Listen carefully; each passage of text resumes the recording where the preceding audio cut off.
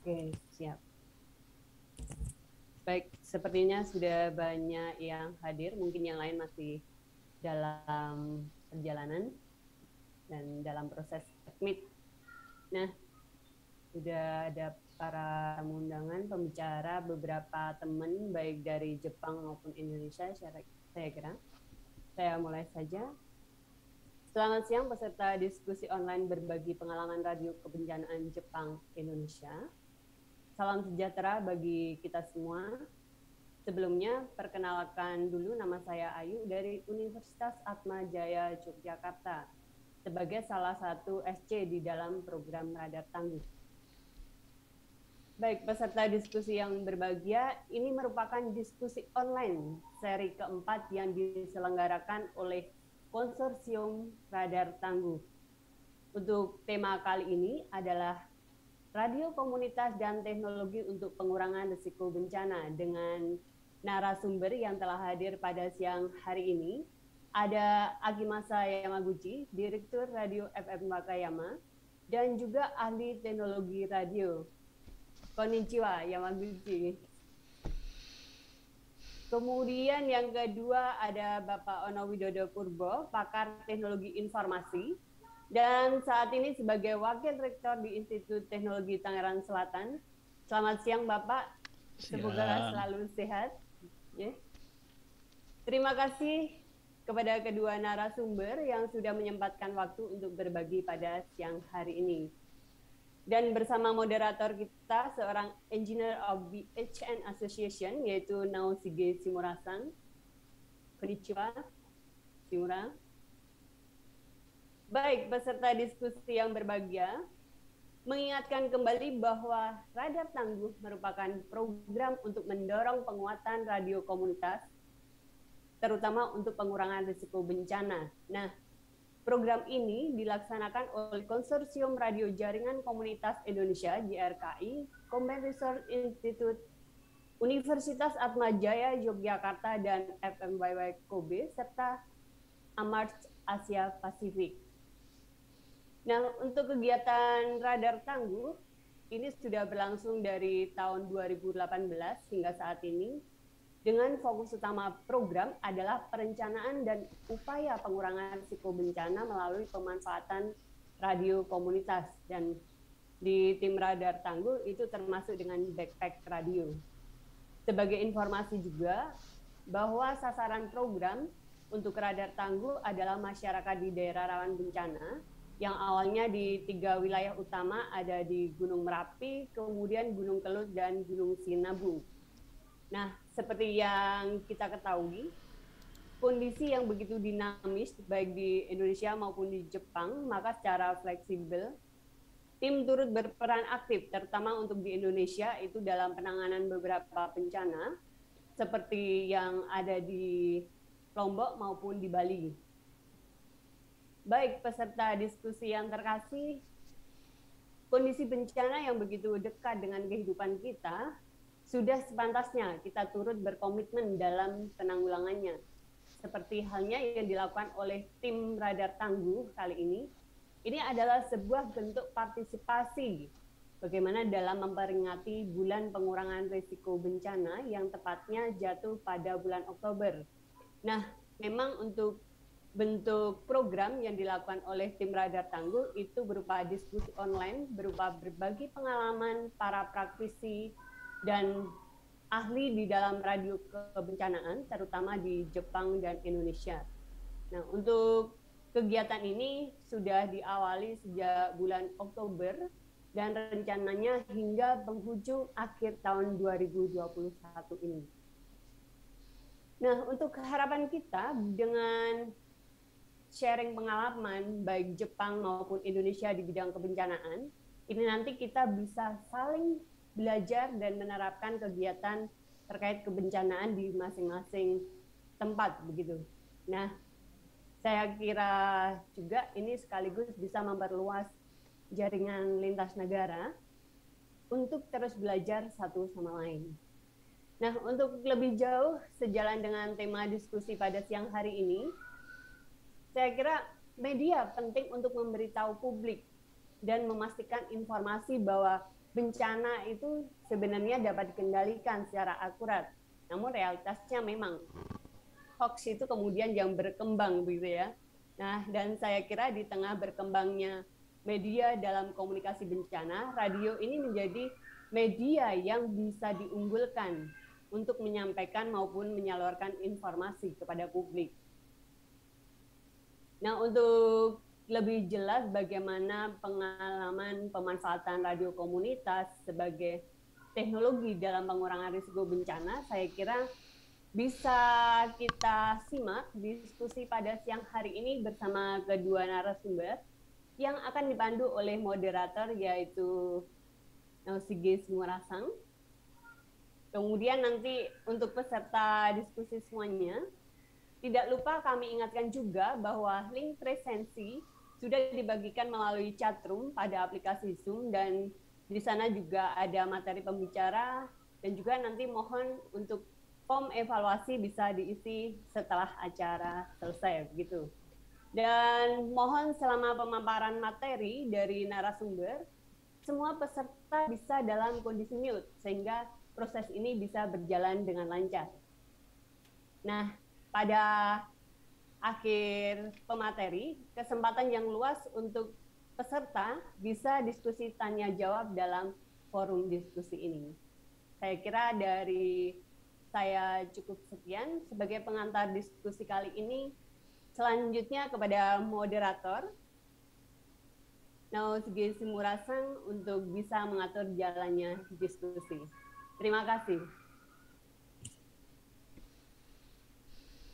ありがとうございました。あゆさん、ありがとうございました。はじめまして、私は BHN、テレコム支援協議会の志村と申します。Nama saya adalah Simura dari BSN Asosiasi.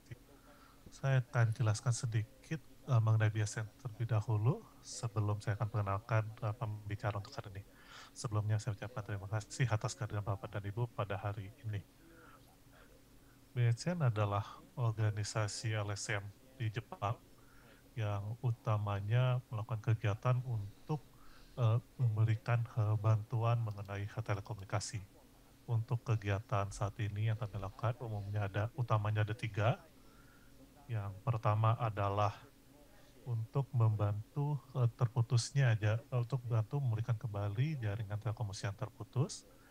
Yang kedua adalah untuk meningkatkan fasilitas infrastruktur telekomunikasi yang ada di negara berkembang. Dan yang ketiga adalah pengembangan SDM yang berhubungan dengan telekomunikasi. Hubungan kami dengan AMAK, khususnya saya, setelah terjadi gempa pada tahun 2010, kami membantu untuk mendirikan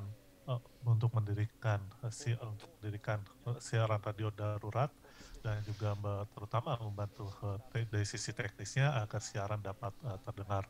Khususnya untuk Indonesia sendiri, saya sudah beberapa kali bertemu dengan orang-orang dari JRKI dan baru-baru ini saya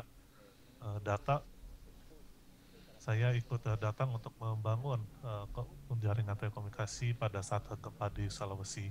Mungkin ada beberapa orang di sini yang pernah bertemu dengan saya dan mohon terus bantuannya untuk ke depannya. Dalam kesempatan hari ini kita kedatangan 2 orang pembicara. Yang pertama adalah Pak Yamaguchi dari FM Wakayama. Kemudian satu lagi adalah Bapak Ono Wepurbo dari Institut Teknologi Tangerang Selatan. Saya dan juga kedua orang ini memiliki pengalaman radio amatir, sehingga tadi cukup terkejut juga ketika mendengar hal tersebut. Tentunya pada saat darurat, salah satu metode yang bisa digunakan adalah radio ini. Kita tentunya harus menggunakan berbagai macam alat agar dapat menyampaikan informasi dengan baik pada saat terjadi bencana. Dan hari ini kita berkumpul agar kita dapat memanfaatkan radio ini secara lebih luas lagi. Baik, kalau begitu untuk pertama, saya akan meminta kedua pembicara untuk bisa tampil. Yang pertama adalah dari Pak Yamaguchi. minta untuk mendengarkan mengenai radio komunitas yang dikelola oleh beliau. Silakan Pak Yamaguchi. Selamat siang semuanya, saya Yamaguchi dari FM Wakayama. Baik, saya akan memulai PowerPoint saya.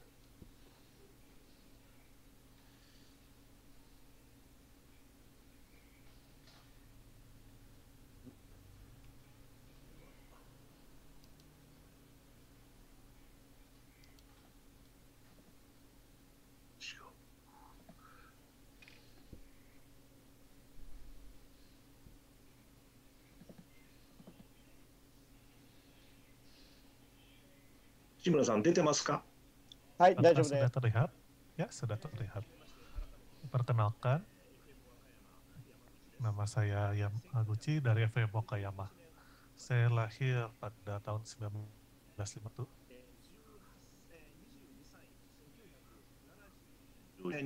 Saya lulus universitas tahun 74 pada usia 22 tahun.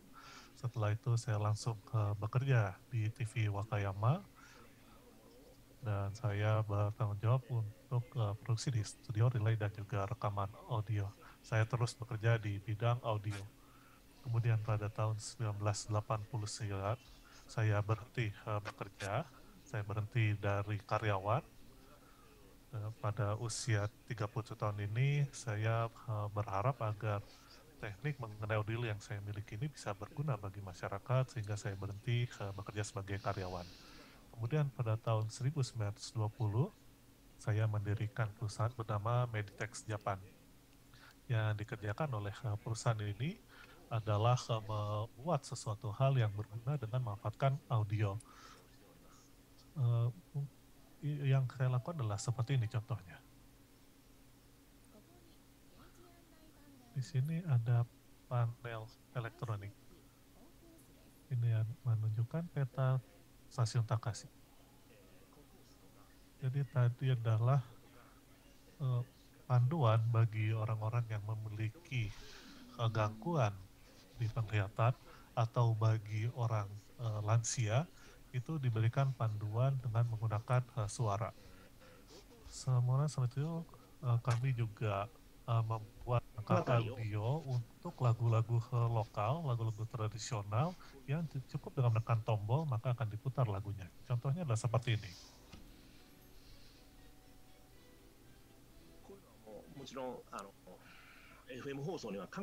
Tentunya ini tidak ada hubungannya dengan siaran radio FM, akan tapi saya melakukan pekerjaan yang berhubungan dengan audio seperti ini. Kemudian 13 tahun yang lalu, pada tahun 2008, saya mendirikan FM Wakayama.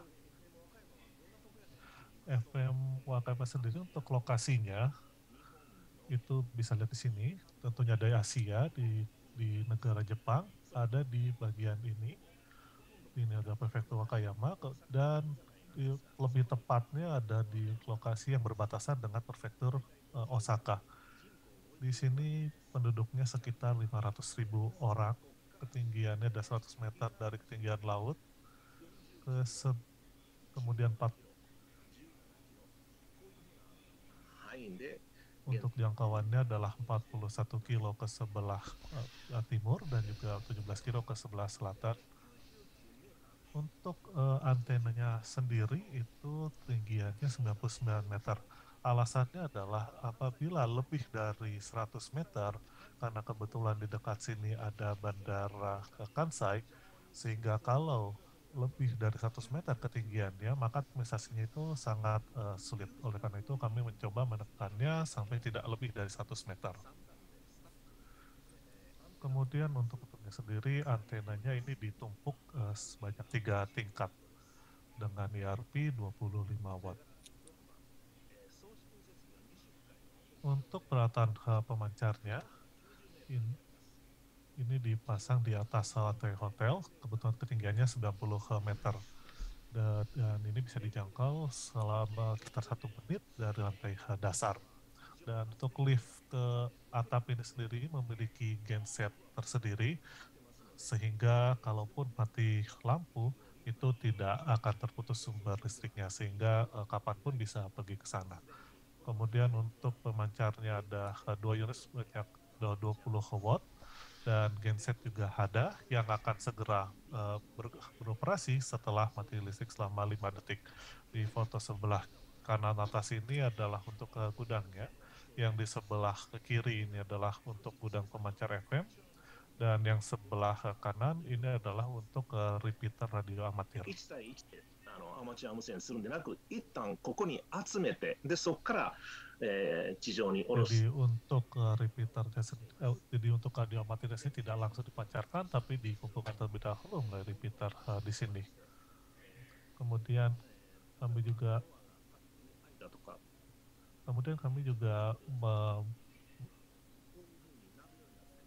contohnya seperti ini.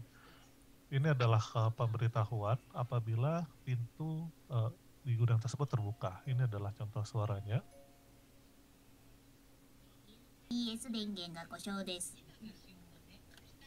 Listriknya mati. こういうふうに送信所の状態がすべて分かる Jadi dari sini bisa diketahui kondisi stasiun pemancarnya itu seperti apa. Tidak hanya ada alarmnya saja, tapi nanti dari studio pun bisa diketahui apa permasalahan yang terjadi. FM 和歌山災害の取り組みなんですけども。 Kemudian upaya yang dilakukan oleh FM Wakayama terhadap siaran pengurangan risiko bencana pada saat terjadi bencana, semua program recorder akan dibatalkan. Dan kriteria untuk menjadi siaran pengurangan risiko bencana itu adalah ketika ada alarm peringatan dan juga ketika J alert berbunyi. Ketika ini terjadi, maka semua siaran yang sedang disiarkan itu akan dihentikan untuk digantikan dengan siaran PRB. Kemudian pada saat siaran PRB, ini nanti akan disiarkan secara berulang dengan menggunakan suara mesin dan juga suara manusia. Sehingga kami usahakan agar siaran lagu itu bisa mungkin untuk tidak dilakukan. Pada prinsipnya kami usahakan untuk bisa menyiarkan mengenai bencana selama 24 jam secara terus-menerus.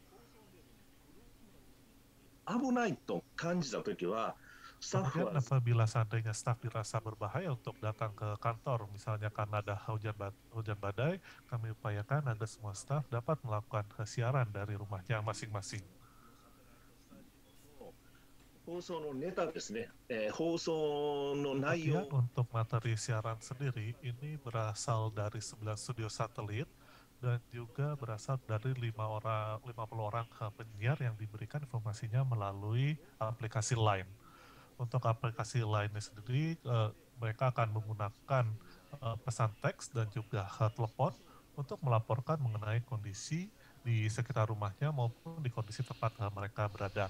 Misalnya mereka akan memberitahukan informasi apakah sungainya misalnya meluap atau misalnya hujannya sangat lebat, itu yang akan mereka sampaikan. Jadi diusahakan informasi itu berasal dari orang yang memang kami ketahui.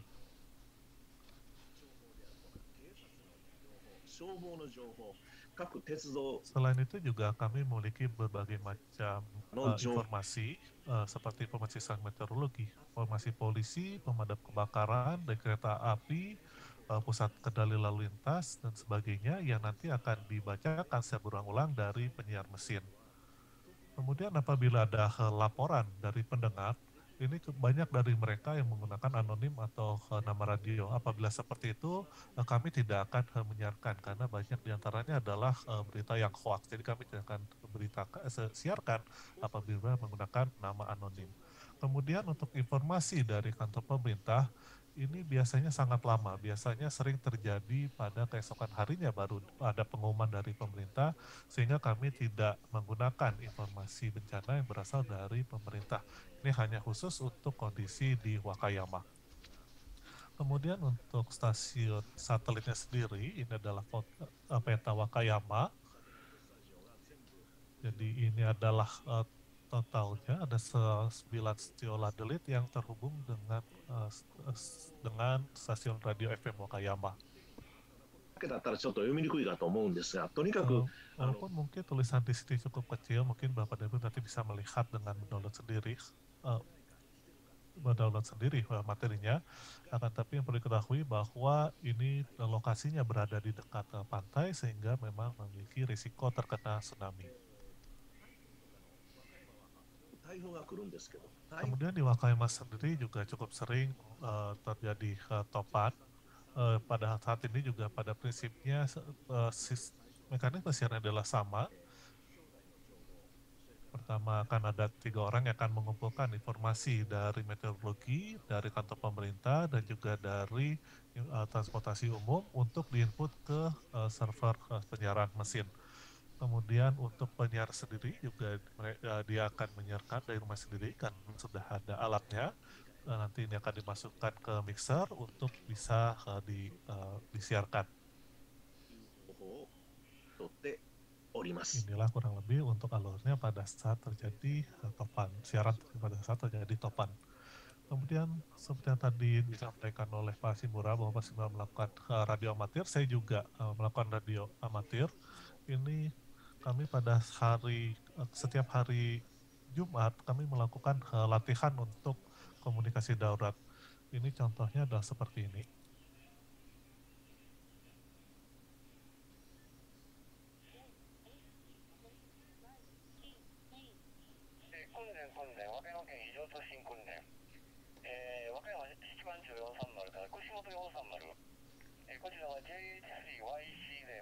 Pelatihan-pelatihan ini adalah pelatihan komunikasi darurat Prefektur Wakayama. Saat ini kami sedang melakukan latihan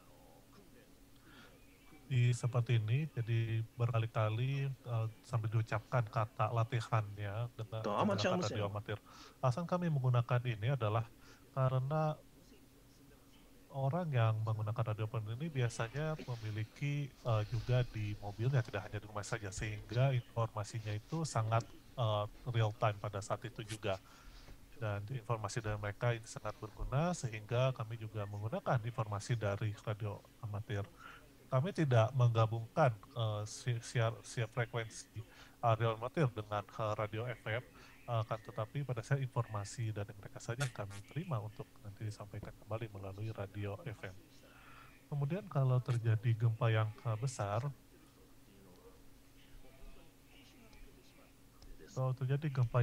biasanya penyiar manusia itu sudah akan sangat ketakutan, khususnya untuk yang penyiar wanita, sehingga cukup sulit untuk bangkit dari shock akibat bangkit dari guncangan tersebut. Kami pernah memiliki pengalaman pada saat gempa melakukan siaran langsung, tapi pada kenyataannya cukup sulit untuk melakukan siaran dalam keadaan shock, sehingga kami akan menggunakan mesin seperti ini dengan cukup menekan tombol saja.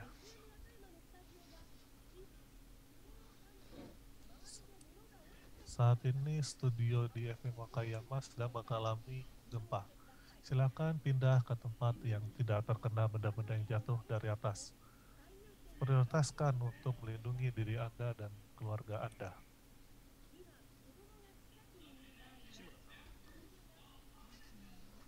Hai, どうぞ。はい、皆さん、こんな速度でいいですか？いいと思います。大丈夫です。わかりました。じゃあ、津波がですね、もし発生していたら、Apabila kemudian terjadi tsunami, kami akan menyiarkan seperti ini. Ini nanti akan disampaikan dengan ada perintah dan dengan nada keras agar mudah dimengerti oleh pendengarnya. Di sini tertulis lari.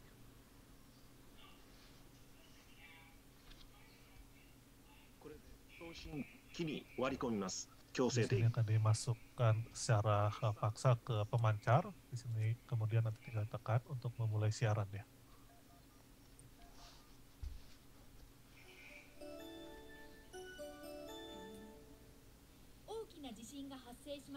Setelah terjadi gempa besar, kemungkinan akan ada kerusakan yang besar. Usahakan untuk mengungsi ke tempat yang tinggi. Bagi yang mendengar siaran ini, telah terjadi gempa besar, segera lari ke tempat yang tinggi untuk melindungi nyawa Anda. Larilah ke gedung tinggi atau ke gunung. Menjauhlah dari pantai. Jangan diam atau kembali. Tsunami dapat lebih tinggi dari prediksi. Ombak akan datang berkali-kali. Segera lari sekarang ke tempat yang tinggi. segera lari ke tempat tinggi. Setelah selesai, 5 atau 10 detik kemudian akan diulang lagi siaran yang sama, dan ini akan terus berulang-ulang. Di awal akan ada suara peringatan, ini adalah penanda bahwa akan ada siaran PRB. Sehingga pada saat terjadi gempa, itu hanya tinggal ditekan saja tombol tersebut, sementara kami semua nanti akan lari ke gunung. Kemudian untuk studio kami sendiri, stadionnya kecil, ini adalah studio yang juga untuk siaran langsung, dan di atas ada alat-alat seperti ini. Kalau dilihat perbesarannya adalah yang di sebelah kanan, di atas ada alat pengukur hujan, kemudian ada termometer untuk di dalam ruangan maupun di luar ruangan, dan ada alat pengukur angin dan juga tekanan yang bisa dilihat dari dalam studio. Sehingga pada saat terjadi topan, kami akan melihat ukuran tekanan atmosfernya untuk mengetahui apakah topannya sudah berlalu atau belum. Untuk listriknya sendiri, ini menggunakan listrik dari mobil, dari bensin, dan LPG, dan dari tenaga surya. Sedangkan untuk pemancar, karena pemancar berada di hotel yang menggunakan genset, sehingga ini tidak masalah untuk yang di stasiun pemancarnya. Yang paling digunakan pada saat darurat itu yang pertama menggunakan daya sumber listrik dari mobil, dan ini yang paling bagus. Alasannya adalah karena bisa ketahuan untuk sisa bahan bakarnya, sehingga biasanya kami menggunakan pilihan pertama untuk sumber listrik ketika mati adalah dari mobil, sumber listrik dari mobil terlebih dahulu. Kemudian ini adalah latihan latihan untuk evakuasi. Ini kami sering melakukan ya, karena lokasi Wakayama sendiri ini ada peluang terjadi tsunami maupun gempa dari patahan Nangkai, sehingga kami biasanya melakukan latihan evakuasi secara berkala bersama dengan pemadam kebakaran, Pemda, dan polisi. Ini adalah contoh, ini adalah siaran berita yang menceritakan mengenai hal tersebut.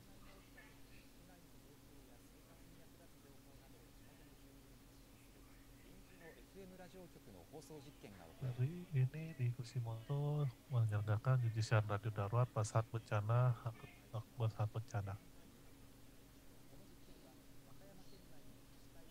Uji coba ini diselenggarakan oleh Dewan yang dari Pemda. Jadi bagaimana cara mendirikan stasiun radio, bagaimana cara mengkonfirmasi, bagaimana cara membuat naskah. Anak-anak SMA ini, kami mengajarinya kepada anak-anak SMA yang mengikuti plan ini. Kemudian ini adalah contoh di SMA yang lain, kami juga melakukan hal seperti ini juga. Kemudian kami juga memiliki yang namanya radio pemerintahan seperti ini. Ini di sebelah kiri bawah ini adalah foto dari parlemen. Dari parlemen ini nanti dari parlemen akan memberikan perintah untuk alarm. Nanti alarm ini akan menyala di speaker. Pada saat bersamaan juga nanti di radio pemberitahuan darurat juga akan menyala.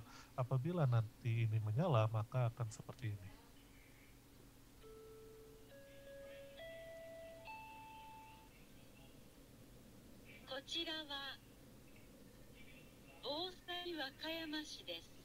Ini adalah dari penanggulangan bahaya di Wakayama. Di Wakayama telah diumumkan ada peringatan hujan lebat. Mohon untuk memperhatikan informasi itu yang nanti akan disiarkan. Tahun ini sudah ada 10 kali peringatan terjadi. Isinya memberitahukan apakah ada hujan lebat ataupun juga akan ada mati air. Kurang lebih demikian yang dapat saya sampaikan untuk presentasi saya kali ini. Terima kasih. Apabila ada pertanyaan, silakan untuk disampaikan. tidak hanya saya usahakan untuk bisa menjawab sejauh yang saya ketahui. Terima kasih. Pak Yamaguchi, terima kasih atas pesannya. Mohon maaf terlalu cepat. Saya rasa tidak apa-apa. Untuk pertanyaan dari Bapak dan Ibu dapat diketik di kolom chat ataupun juga dapat disampaikan melalui WhatsApp. Nanti kami akan kumpulkan terlebih dahulu pertanyaannya sebelum ditanyakan kepada pembicara. 違うな。上の方にありませんか。これじゃないね。 Pak 画面 Yamaguchi sedang mencari tombol untuk mematikan share screen-nya. Baik, terima kasih.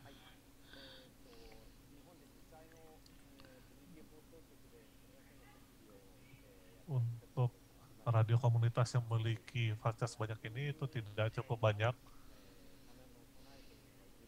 Memang sangat penting untuk dari sini kita bisa mengetahui bahwa banyak hal yang perlu dipersiapkan untuk menghadapi bencana. Selanjutnya kita akan mendengar presentasi dari pihak Indonesia. Pembicara dari Indonesia adalah Bapak Ono Wepurbo, seorang pakar teknologi informasi dan wakil rektor di Institut Tinggi Tengah Selatan. Silakan Pak Ono. Terima kasih, thank you very much Shimura-san, sama teman-teman di Jepang semuanya, teman-teman dari Radar Tangguh. Saya akan share screen. Oke. Terima kasih atas kesempatannya. Ini adalah call sign amatir radio saya, Yankee Charlie Zero Mike 5 Charlie. Oke, di sebelah kanan adalah antena saya. Oke, Yagi antena dengan boom menggunakan kayu. Saya sedang berusaha untuk mendapatkan DXCC Award. Saya baru berhasil menghubungi 79 negara dengan power 10 watt. Jadi digital. Oke. Saya biasanya menggunakan radio homebrew. Salah satunya homebrew menggunakan KRP dari rekan saya Yankee Delta One Juliet. Ini bentuknya seperti ini kira-kira. Ini radionya. Itu di bawah radionya kira-kira seperti ini. Jadi kita pakai radio-radio yang sederhana seperti ini. Saya juga ada radio dari India. BeatX 40, ini radionya seperti ini, jadi homebrew sekali. Tapi ini rata-rata radio 2 arah. Jadi sebagian besar pengalaman saya di disaster, di bencana, kebanyakan melibatkan amatir radio dan relawan, volunteers. Oke, radio amatir maksudnya, radio amatir dan volunteers. Pengalaman saya pertama di disaster adalah pada saat Gunung Galunggung meletus tahun 1982. Gunung Galunggung itu kira-kira 2 jam dari Bandung. Bandung itu di selatan Jakarta. Ini adalah foto pada saat Gunung Galunggung meletus, dan saya waktu itu masih mahasiswa dan saya turun ke lapangan membantu monitoring keadaan di Galunggung, dan waktu itu kami sempat terpaksa mengevakuasi salah satu desa yang terletak di punggungan gunung dekat dengan puncak. Oke, ini pengalaman pertama saya. Sejak itu saya agak terlibat dengan beberapa kejadian bencana sebagai seorang amatir radio. Jadi komunikasinya agak berbeda dengan Yamaguchi-san. Saya lebih ke arah komunikasi 2 arah amatir radio. Yang agak besar adalah pada saat tsunami di Aceh. Cuman pada saat tsunami saya harus berangkat pergi haji. Jadi tsunami terjadi sekitar 2 hari 3 hari sebelum saya berangkat haji. Jadi saya sempat berkoordinasi dengan teman-teman relawan yang berangkat ke sana. Dan ini kondisi di Aceh pada saat itu. Oke. Dan relawan yang berangkat itu tergabung pada Yayasan Air Putih. Yayasan Air Putih adalah yayasan yang memang bergerak di bencana, dibuat pada saat tsunami Aceh tadi, dan kami bergerak pada di bencana ini. Solusi yang kami berikan, jadi kami tidak terlalu bergerak di teknologi sebelum bencana. Jadi kami lebih banyak bergeraknya di sesudah bencana. Jadi bukan di sebelumnya, tapi sesudah bencananya, terutama di recovery prosesnya. Ini adalah teknologi yang kami gelar, kami deploy pada saat Aceh. Jadi kami memasang Wi-Fi free untuk relawan yang turun ke lapangan membantu teman-teman di Aceh untuk recovery bencananya. Ini Wi-Fi-nya dibangun menggunakan tower seperti ini, dan kita membuat internet cafe free untuk relawan supaya bisa dengan mudah berkomunikasi dengan dunia luar pada saat semua telekomunikasi terputus di situ. Jadi kita biasanya turun ke lapangan membawa VSAT, satellite ground station, stasiun bumi satelit, supaya kita bisa komunikasi keluar menggunakan internet. Jadi kami dari Yayasan Air Putih ini yang turun dan menggelar internet free untuk semua orang, termasuk relawan yang membantu korban bencana maupun korban bencananya juga, karena mereka banyak mencari saudaranya, minta tolong dan sebagainya. Jadi ini yang banyak kami lakukan. Oke. Teknologinya sederhana aja, VSAT, Wi-Fi. VSAT, Wi-Fi, dan kemudian belakangan kita mulai mengembangkan menggunakan OpenBTS. OpenBTS ini mungkin ada di Papua, barangkali yang paling Papua. Nah, OpenBTS ini adalah BTS Base Transceiver Station untuk seluler yang bisa kita buat sendiri dan bisa kita gelar pada saat bencana. Akibatnya kita punya cellular network pada saat bencana. Ini pada saat saya memberikan workshop tentang OpenBTS. Ini BTS yang digelar di Papua, ditaruh di pohon. Hari ini umurnya sudah sekitar 7 tahun apa 8 tahun. 7-8 tahun sudah beroperasi di atas pohon ini tanpa mati. BTS-nya sendiri dalam sini, ini BTS-nya menggunakan software Defined Radio SDR, ini SDR-nya, dan ini komputer supaya kita bisa bikin 2G, 3G, 4G sendiri, dan akhirnya masyarakat bisa punya seluler sendiri di daerah itu. Jadi kira-kira teknik ini mulai kita kembangkan, hanya saja waktu bencana belum sempat dibawa. Jadi ini akhirnya kita pakai untuk internet di desa.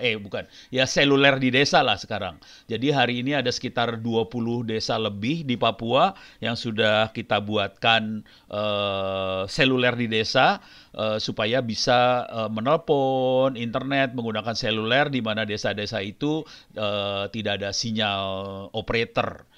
Ini legal, kami tidak melanggar hukum, ini legal. Kebetulan Menteri Komunikasi dan Informasi yang sebelumnya memberikan izin bagi kita untuk bereksperimen teknologi informasi di daerah-daerah yang tidak ada sinyal seperti itu. Jadi kita harus memasukkan proposal ke minister, udah gitu kita selanjutnya kita bisa menggelar. Jadi saat ini ada sekitar 20-an desa di Papua yang sudah menggelar, dan kita akan menggelar lagi di beberapa tempat yang lain hari ini. Nah, kemudian kami juga, saya hampir berangkat pada saat ada tsunami di West Sumatera, di Sumatera Barat. Waktu itu ada tsunami, saya hampir berangkat ke sana, tapi saudara-saudara saya di Sumatera Barat memberitahukan supaya saya sebaiknya di Jakarta, tetap di Jakarta, supaya saya bisa membantu mereka dari jauh. Yang saya lakukan adalah saya memonitoring komunikasi amatir radio yang dari Sumatera Barat melaporkan kondisi di Sumatera Barat menggunakan single sideband seperti ini. Jadi mereka menggunakan SSB seperti ini dan mereka melaporkan kondisinya. Dan saya monitor terus apa yang terjadi. Yang saya lakukan adalah setelah saya monitor itu, saya menginstalasi disaster management system. Sahana dibuat oleh teman-teman di Sri Lanka pada saat tsunami Aceh itu. Mereka juga terdampak oleh tsunami Aceh. Kemudian mereka membuat disaster information management system. Ini open source, free, bisa kita download. Saya mendownload Sahana ini, kemudian saya install di server di internet.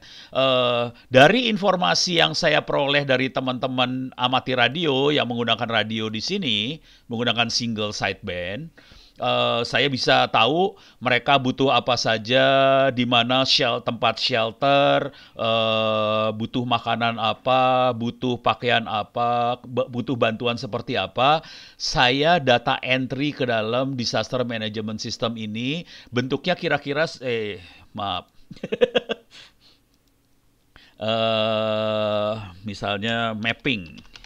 Jadi kita bentuknya GIS sebetulnya. Jadi Sahana itu GIS, Geographic Information System, di mana kita bisa mengeluarkan peta, map, dan kita bisa klik lokasi tempat shelter, butuh apa saja, volunteers ada di mana, relawan ada di mana, lokasinya ada di mana, shelter ini butuh apa, bantuan itu ada di mana, bantuan apa saja yang sudah ada. Jadi semua informasi itu bisa kita masukkan ke dalam Sahana ini sehingga koordinasi antar relawan jadi lebih mudah karena bentuknya GIS. Dan ini sudah terjadi, dan yang terjadi waktu itu adalah BNPB, Badan Nasional Penanggulangan Bencana Indonesia, jadi National Body for Disaster lah, Indonesian National Body for Disaster Management, belum punya Sahana waktu itu. Jadi mereka agak marah pada saya, jujur. Karena saya memasang ini di internet. Jadi semua orang tahu apa yang terjadi dan informasinya bukan dari badan resmi negara. Jadi mereka agak marah pada saya waktu itu. Tapi sejak itu mereka akhirnya mengadopsi Sahana sebagai salah satu disaster management system untuk dipakai di BNPB, di Badan Nasional Disasternya Indonesia. Dibantu oleh IBM waktu itu. Jadi BNPB dibantu IBM. Ono tidak dibantu siapa-siapa. Ono sendiri saja. Saya hanya menggunakan call sign Orari, Yankee Charlie Zero Mike 5 Charlie. Saya monitoring amatir radio, melaporkan kondisinya. Kemudian saya data entry. Dan kemudian saya jadi punya sistem informasi yang cukup solid. Kemudian saya mulai melibatkan teman-teman untuk masuk seperti ini. Cuman ini terus bergulir. Harapan saya ke depan, teman-teman di Orari mulai di amatir radio, kalau saya ingin sekali mereka bisa migrasi ke teknik digital untuk bisa melakukan reporting, laporan. Saya ingin sekali mereka bisa masuk ke teknologi digital. Yang saya pakai adalah teknologi amatir radio, salah satunya adalah FLDG. Tampilan layarnya kira-kira seperti ini, FLDG. FLDG bisa dipakai untuk Morse, untuk kegiatan amatir radio digital, tapi dia juga bisa dipakai untuk melaporkan kondisi bencana segala macam. Jadi mereka punya FLDG, ada FLMSG, FL Message. Di FL Message di sini sudah ada template seperti ini, radiogram untuk bencana, untuk Red Cross, untuk segala macam, dan nanti kita bisa masuk langsung ke database. Jadi ini yang sedang saya coba meyakinkan teman-teman amatir radio di Indonesia supaya bisa migrate dari sekedar voice menjadi digital karena sistem informasinya jadi lebih baik. Jadi ini tahapan selanjutnya yang sedang saya coba berusaha untuk meyakinkan. Cuman sulit sekali untuk meyakinkan amati radio di Indonesia karena mereka masih lebih suka menggunakan voice atau CW, Morse maksudnya, daripada menggunakan digital radiogram seperti ini. Ini kira-kira teknologi yang sampai sekarang mulai saya kembangkan. Beberapa teknologi alternatif yang akan menarik untuk bencana juga adalah kebetulan amati radio Indonesia, di Indonesia ada lembaga antariksa, kalau di Amerika ada NASA. NASA itu Amerika, di Indonesia ada 8. Ini adalah National Institute for Aeronautic and Space Indonesia. Oke. Nah, 8 ini saat ini sudah menerbangkan 3 satelit. Salah satunya adalah satelit A2. A2 bentuknya seperti ini satelit A2. Ini mikrosatelit kecil. Ketinggiannya hanya sekitar 800 km dari permukaan bumi. Jadi dia tidak geostasioner, tidak berada di satu tempat, tapi dia muter keliling dunia, dan di satu tempat biasanya dia akan terlihat sekitar 7 kali dalam satu hari. Jadi 7 kali satu hari, masing-masing sekitar 15 menit. Jadi 7 kali 15 menit satu hari. Di dalamnya satelit ini ada 2 misi, ada 2 payload amati radio. Yang satu adalah voice repeater untuk repeater voice di dalam satelit ini. Satu lagi adalah amatir paket reporting system, APRS, amatir paket reporting system. Jadi ada 2 payload yang ada di dalam satelit ini. Yang voice repeater kita bisa menggunakan walkie-talkie 8A2 walkie-talkie. Let me see. Oke, ada gambarnya. Nah, ini contohnya. Jadi teman-teman amati radio menggunakan walkie-talkie dengan antena cross Yagi yang dipegang menggunakan tangan. Dan tangan ini nanti mengejar satelit itu, dan kita bisa menggunakan voice untuk komunikasi di relay menggunakan satelit. Jadi para pengguna voice repeater amati radio ini cukup banyak hari ini, dan mereka saling berkomunikasi satu sama lain menggunakan voice repeater ini. Salah satu yang lain lagi yang kita juga banyak menggunakan adalah amatir paket reporting system. Ini biasanya dipakai untuk melaporkan kondisi lapangan, contohnya ini aprs.id.fi. aprs.fi adalah website yang bisa melaporkan, yang mencatat report APRS yang ada di dunia. Ini kita akan masuk ke peta Jakarta. Di sini adalah stasiun-stasiun amati radio yang sedang mengoperasikan APRS. Di sini ada YB1 Tango Juliet, YC1 Sierra Charlie dan sebagainya. Yang akan menarik buat kita di bencana adalah yang ini. WX, Whiskey X-ray. Ini weather station.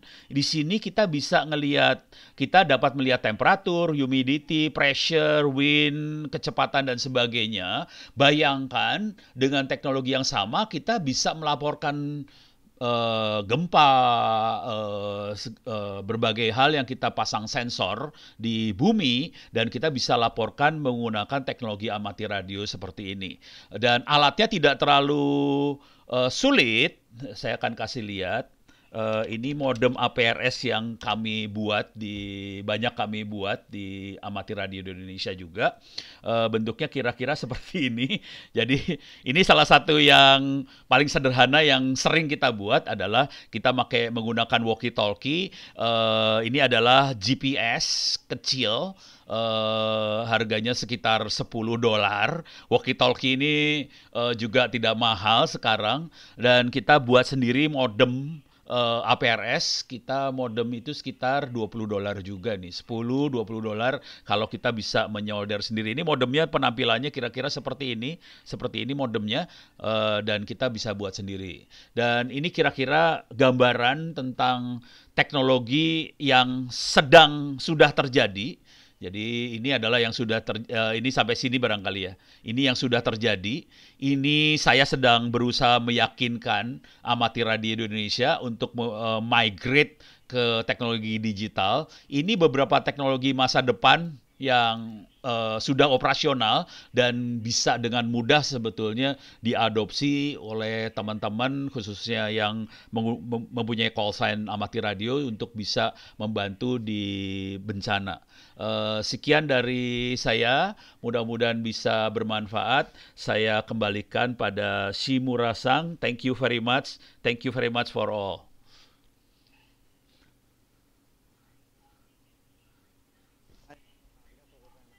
Terima kasih Pak Ono. Sangat menarik sekali dilihat dari sudut pandang pemanfaatan radio amatir. Saya juga jadi belajar banyak. Terima kasih atas presentasinya. Mungkin berbeda dengan situasi radio amatir di Indonesia dengan di Jepang, tentunya berbeda. Nah, tapi tentunya hal yang sama adalah bahwa orang yang ada di lokasi tersebut, suara yang ada di lokasi tersebut itu bisa didengar, dan tentunya paling penting adalah bagaimana informasi yang benar ini bisa disampaikan dengan baik. Seperti tadi Pak Yamaguchi sampaikan, begitu juga Pak Ono, bahwa sangat penting untuk menyampaikan informasi yang benar. Terima kasih atas presentasi dari kedua pembicara. Tentunya ini adalah pembicaraan sangat menarik, dan untuk yang teknis mungkin ada orang yang sangat memahami, tapi mungkin satu sisi juga ada orang yang masih belum mengetahui, dan juga mungkin nanti akan ada cukup banyak yang bertanya-tanya apa kira-kira fungsi dari teknologi yang bisa disampaikan. Jadi bagi Bapak dan Ibu memiliki pertanyaan, dipersilakan untuk menuliskan di kolom chat. Kalau misalnya ada dari pihak Jepang, dipersilakan untuk sampaikan. Untuk saat ini dari pihak Jepang masih belum ada pertanyaan. Dipersilakan Bapak Ibu, apabila ada pertanyaan, silakan untuk disampaikan.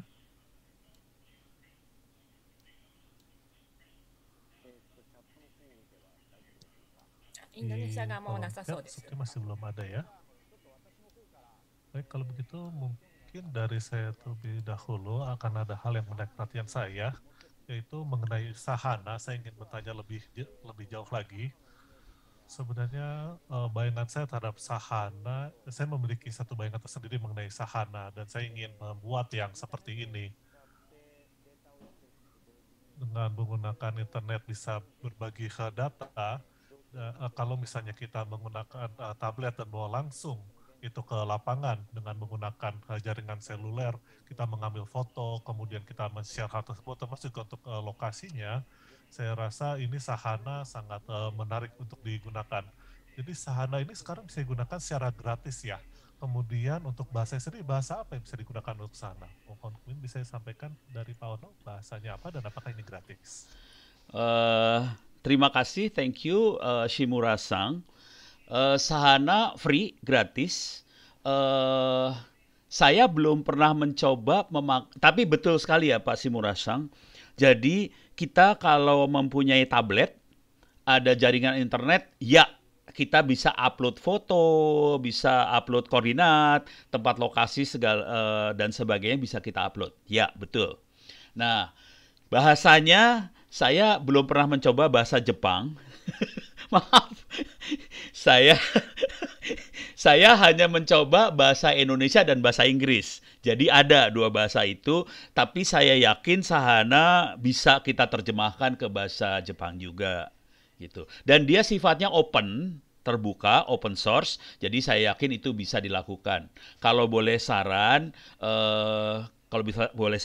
teman-teman kalau bisa download sahana dan mencobanya, karena itu free, tidak usah bayar apa-apa gitu. Terima kasih Pak Shimura-san.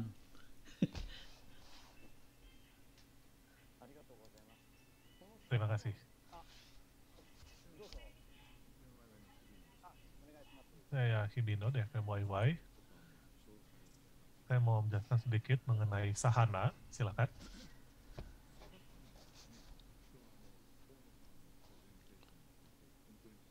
Setelah mendengar Pak Ono, saya sudah lama tidak mendengar sahana ini. Saya senang akhirnya mendengar lagi tentang sahana ini. Sebenarnya saya pada tahun 2007 di Yogyakarta, Indonesia,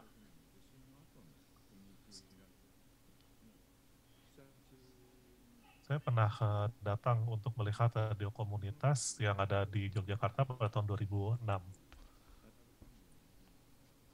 Pada saat itu, Combine Resource Institute yang merupakan anggota Radar Tangguh, kebetulan ada rekan saya yang berada di Combine tersebut, maka saya diajak ke sana. Jadi rekan-rekan yang di Combine ini saya melihat mereka menggunakan sahana untuk digunakan. Kemudian setelah saya perkenalkan ini ke Jepang, saya beritahukan ini ke Pak Yoshino Taro yang ada di Jepang, dan minta beliau untuk mempertimbangkan penggunaannya di Jepang.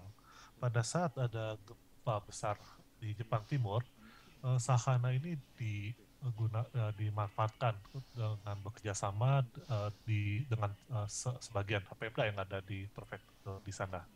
Jadi sebenarnya pada saat itu sempat digunakan sahana ini di Jepang.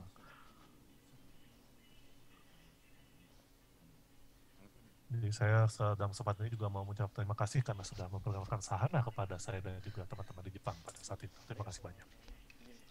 Terima kasih banyak Pak Hibino. Ternyata begitu ya. Jadi di Jepang juga sebenarnya pernah digunakan. Berarti ke depannya juga kemungkinan ada peluang untuk bisa digunakan karena ini bersifat open source sehingga bisa dilokalisasikan supaya bisa digunakan di tempat yang lebih banyak lagi. Kemudian selanjutnya saya mau bertanya kepada Pak Yamaguchi. Tadi untuk latihan sendiri itu mendirikan studio sementara ada di 2 lokasi yang tadi Bapak jelaskan. Ada yang siaran dengan menggunakan mobil dengan mendirikan tiang antena di sana. Untuk pemasangan antena sendiri kira-kira berapa lama waktu yang bisa digunakan? Mungkin bisa diceritakan mulai dari mobilnya berangkat, kemudian pasang antena hingga bisa start siaran, itu kira-kira berapa lama waktu yang diperlukan? Itu satu pertanyaan. Kemudian pertanyaan keduanya adalah untuk antena sendiri itu bisa sampai berapa meter, kemudian bisa menjangkau seberapa jauh untuk pendengarnya. Tentunya ada yang bisa mengganggu siaran untuk jangkauan, tapi minimal mungkin bisa diinformasikan kira-kira seberapa jauh jangkauannya. Kemudian juga mungkin bisa diinformasikan kira-kira antena seperti apa yang digunakan pada saat latihan siaran tersebut. Baik, terima kasih. Untuk antena sendiri, ini pertama ada menggunakan doublet. Jadi kami menggunakan mobil HiS. Yang ada di atas HiS ini adalah yang doublet. Untuk ketinggiannya adalah 15 meter. Kemudian untuk yang satunya lagi adalah yang tipe U, yang bentuknya seperti huruf U.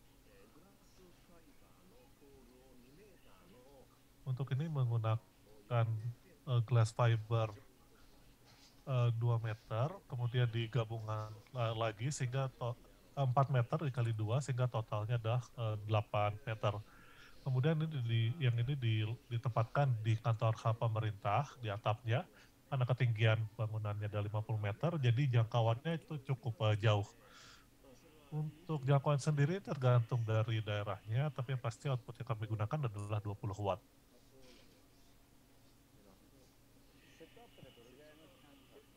Untuk waktunya, berapa lama yang diperlukan?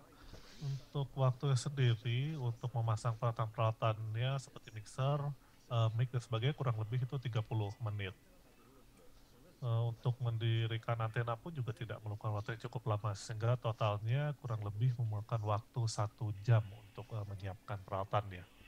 Tapi yang merepotkan adalah memerlukan proses administrasi untuk bisa mengeluarkan sinyal frekuensi ini yang mungkin sangat lama. Ini memerlukan waktu 2 bulan untuk bisa mendapatkan izin. Sehingga kalau misalnya untuk darurat bisa cukup dengan telepon saja, ini sebenarnya bisa langsung segera siaran. Baik, terima kasih. Untuk antena tipe U ini sendiri, ini pakai doublet. Oh, kebanyakan pakai doublet yang dilipat menjadi 2. Jadi mungkin bentuknya hampir bulat ya. わかりました。 Baik, terima kasih.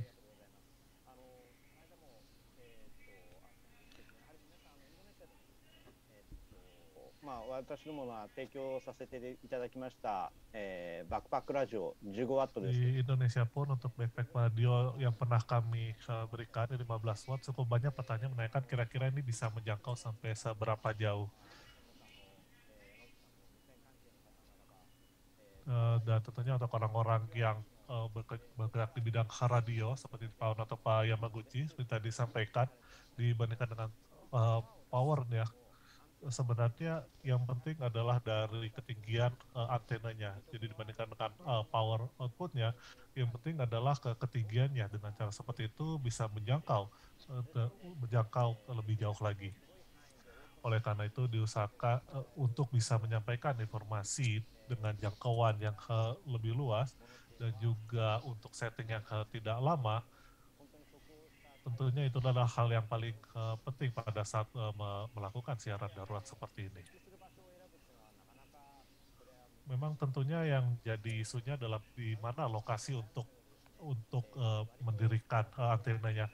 Mungkin berbeda dengan Wakayama yang boleh katakan cukup datar, dalam arti tidak ada penghalang kalau di daratannya.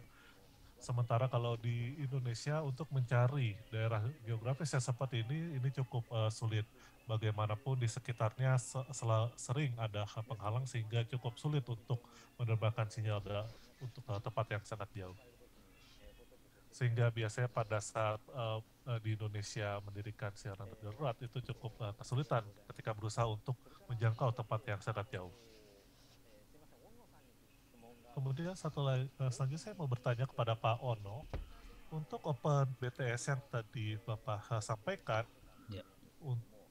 ini tadi ada penjelasan mengenai hal ini, saya mau bertanya sehubungan dengan penanganan Open BTS ini. Di Indonesia tentunya ada beberapa operator seluler. Nanti hubungannya ini bagaimana dengan operator seluler ini untuk Open BTS ya? Apakah ini akan berfungsi sebagai repeater, dalam arti akan menerima sinyal dari BTS terdekat untuk di-repeat, atau kalau untuk fiber optik mungkin tidak bisa, atau mungkin dengan menggunakan alat lain atau menggunakan kabel lain untuk ditarik supaya bisa menyalurkan ke sinyalnya. Mungkin bisa dijelaskan lebih lanjut untuk mengenai teknologi Open BTS ini. Thank you, terima kasih Pak Shimura-san. Untuk Open BTS ke operator lain, itu pada dasarnya kita melihat operator lain sebagai trunk. Jadi Open BTS kita lihat sebagai PABX. PABX telepon yang ada di office itu kita bisa melihat Open BTS sebagai PABX di office dan kita punya satu sambungan ke operator. Nah, sambungan ini boleh menggunakan line telepon biasa, bisa juga menggunakan IP. Jadi bisa IP, bisa line telepon biasa. Sebetulnya software dalam Open BTS adalah open source PBX, Private Brand Exchange Open Source, dan dia bisa nyambung ke operator lain. Hanya saja pesawat teleponnya, handsetnya handset GSM atau 3G. Jadi handsetnya bukan pesawat telepon tapi sudah seluler, gitu aja. Jadi sebetulnya simple. Mudah-mudahan bisa menjawab Shimura-san, thank you.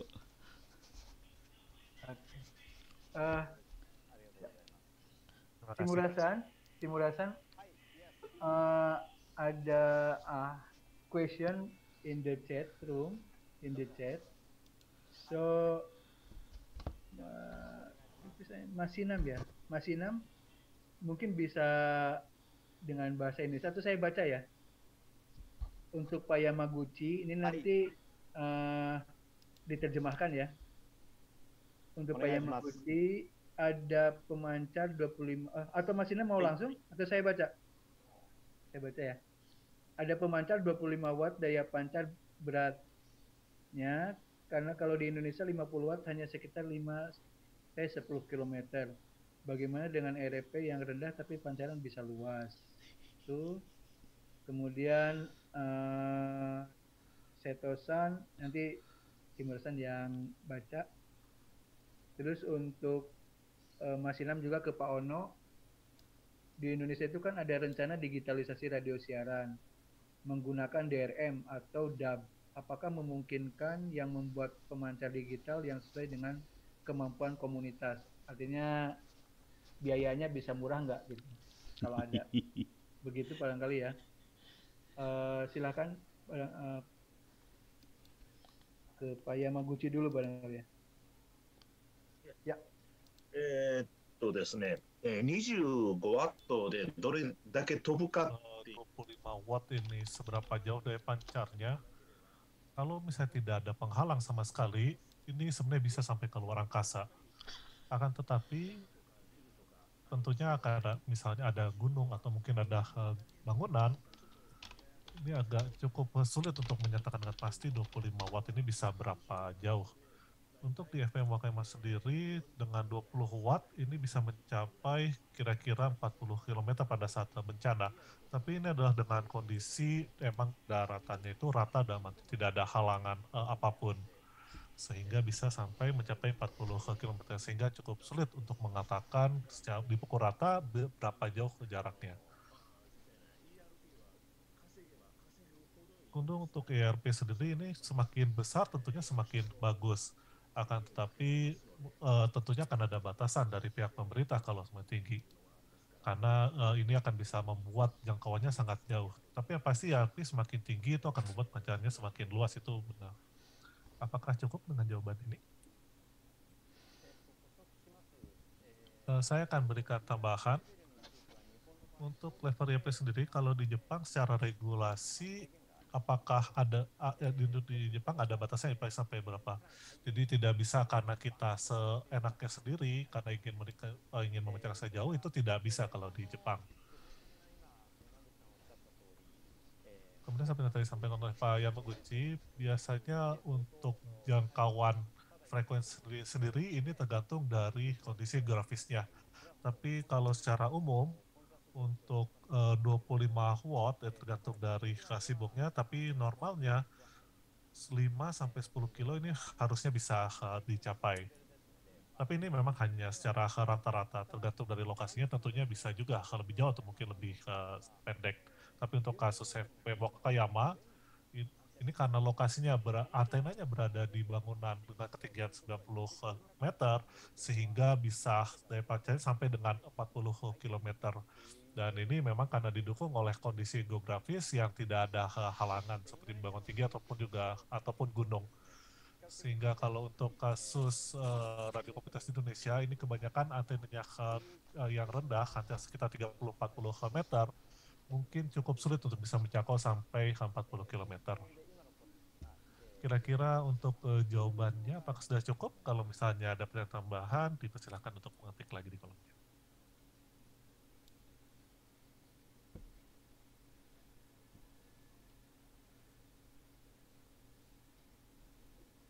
Itu yang ke Pak Ono tadi di kolom komentar dari Mas ini. Ini pemerintah ini kan sedang membuat rencana mendigitalisasi radio siaran menggunakan teknologi DRM atau DAB gitu ya. Nah, apakah memungkinkan membuat pemancar digital yang sesuai dengan kemampuan komunitas? Ya, terima kasih untuk pertanyaannya. Jawab singkat dulu, jawab singkat. Short answer, Very mungkin, very possible, sangat mungkin sekali. Sekarang saya akan jawab lebih detail. Izinkan saya share screen supaya lebih seru ceritanya. Oke, jadi alat yang menjadi kunci namanya HackRF. Ini HackRF, ini bendanya. Ini adalah software defined radio. Jadi radio yang bisa kita program menggunakan software. Harganya berapa?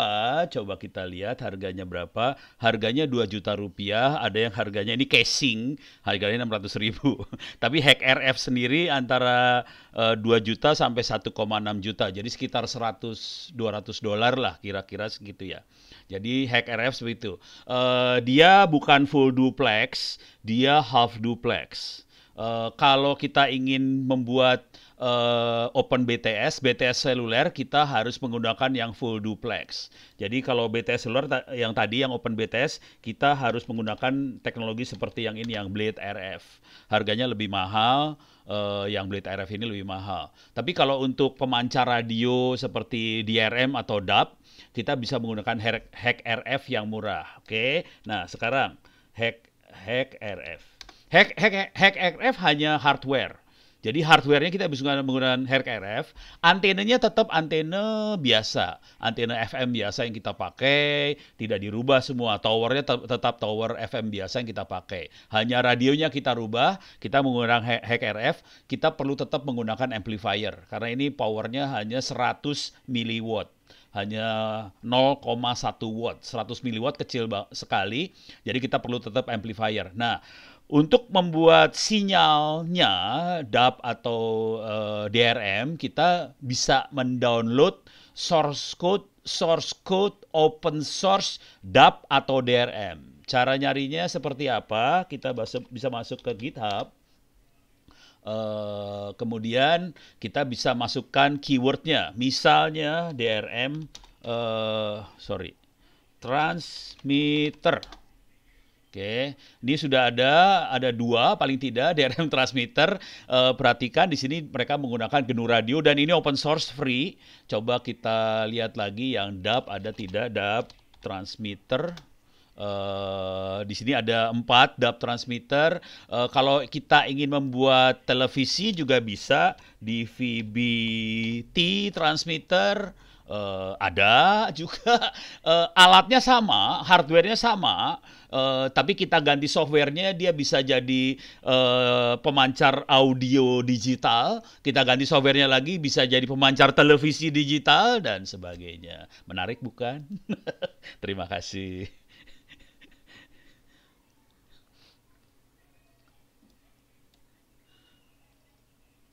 ありがとうございました。よろしいでしょうか。そしたら日本側からちょっと質問が1点ありましたので。 Selanjutnya dari pihak Jepang ada satu pertanyaan dari Pak Seto. Ini untuk Pak Yamaguchi. Yang pertama pertanyaan adalah bagaimana dengan perolehan izin pada saat melakukan latihan pendirian stasiun radio darat. Jadi mungkin berhubungan dengan presentasi tadi, untuk izinnya sendiri seperti apa sepertinya yang ingin diketahui. Ya kan Pak Yamaguchi? Jadi namanya ini adalah siaran uji coba untuk bencana. Jadi ini sebenarnya cara untuk minta izinnya hampir sama dengan pada saat mendirikan radio komunitas. Karena ini bukan untuk yang aktual, tapi ini hanya untuk uji coba saja. Karena kalau untuk yang normalnya ini dari Pemda itu akan mengajukan kepada kementerian terkait. Tapi kalau untuk stasiun uji coba ini cukup sulit sebenarnya. Karena yang akan menjadi pertanyaannya adalah yang menjadi perbedaannya itu adalah apakah bisa untuk dikelola karena mereka tidak memiliki iklan dan sebagainya. Sementara untuk operasional yang lainnya itu sama dengan radio komunitas biasa. Apakah pertanyaannya bisa menjawab? Kalau untuk periodenya sendiri, kira-kira berapa lama waktu untuk bisa mendapat izin? Ya, kurang lebih sekitar 1 tahun untuk bisa sampai mendapatkan izinnya. benar-benar, padahal ini bukan uji coba, dalam arti uji coba sebenarnya.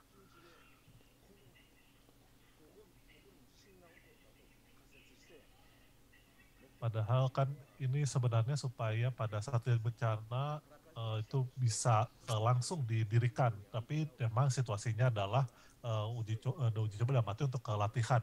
Jadi kami akan mendirikan bagaimana antenanya, kemudian bagaimana dengan alat-alatnya. Memang pada dasarnya pelaksananya mirip dengan radio yang asli. Tapi saya kurang suka dengan apa yang dipikirkan oleh pemerintah, karena ini berbeda antara latihan dengan siaran yang aktual. Baik, akan mengerti situasinya. Terima kasih atas penjelasannya. Dan sepertinya dari Pak Seto sudah cukup untuk jawabannya. Benar, untuk di Jepang sendiri pada dasarnya dari sejak mulai mengajukan sampai dengan izinnya turun dan bisa melakukan uji coba untuk siaran itu cukup rumit.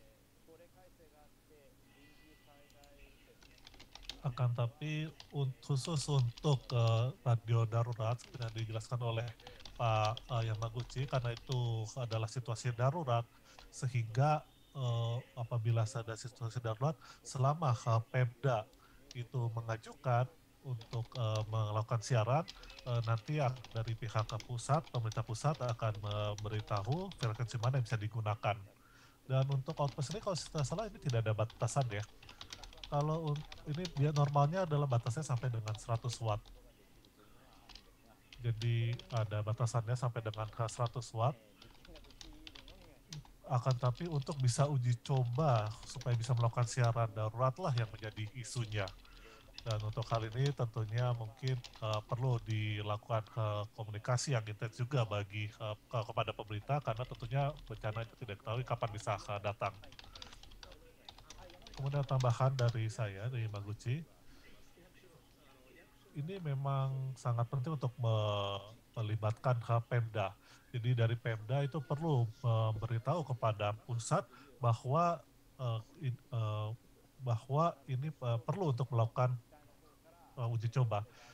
Jadi selama ada permintaan dari Pemda, kemungkinan akan lebih mudah dan bisa lebih cepat. Akan tapi ketika swasta yang hendak melakukan uji coba, ini yang akan memakan waktu sangat lama. Jadi apabila Pemda yang meminta, itu bisa segera.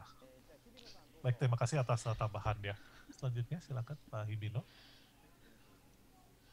Terima kasih.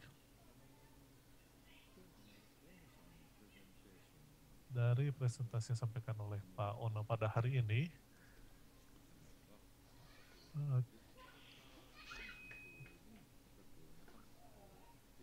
banyak orang-orang yang melakukan radio amatir yang agak resisten untuk beralih ke siaran digital.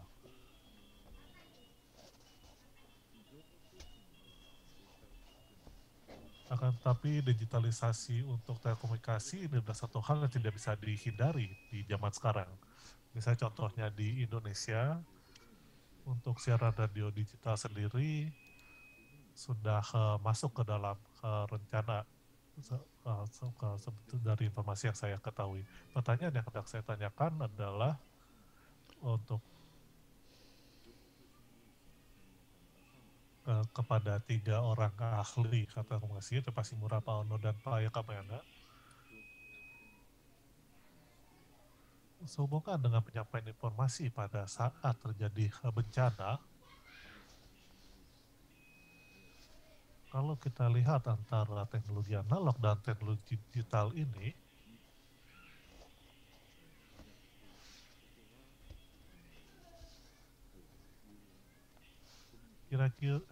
kira-kira untuk komunitas sendiri bagaimana cara menggabungkan antara teknologi analog dan digital supaya bisa bermanfaat bagi masyarakat ketika pada saat bencana. Mungkin ini bisa dijawab berdasarkan pengalaman oleh Bapak sekalian. Baik, terima kasih atas pertanyaan. Untuk gabungan, mungkin bagaimana cara untuk menggabungkan teknologi analog dan digital ya pertanyaannya. Baik, mungkin kalau gitu dari Pak Ono dulu dipersilakan untuk menjawab. Kira-kira kalau dari Bapak sendiri gimana tanggapannya? Wow, Pertanyaan yang susah. Wah, Hibino-sans, very difficult questions. Yang kita lakukan sederhana aja. Jadi, yang menggunakan digital biasanya anak muda. Jadi mereka dasarnya internet sebetulnya, anak-anak muda menggunakan internet, menggunakan smartphone, gadget, wifi. Jadi yang dilakukan adalah biarkan anak muda menggunakan internet, gadget, wifi tadi, digital. Dan itu langsung masuk ke server.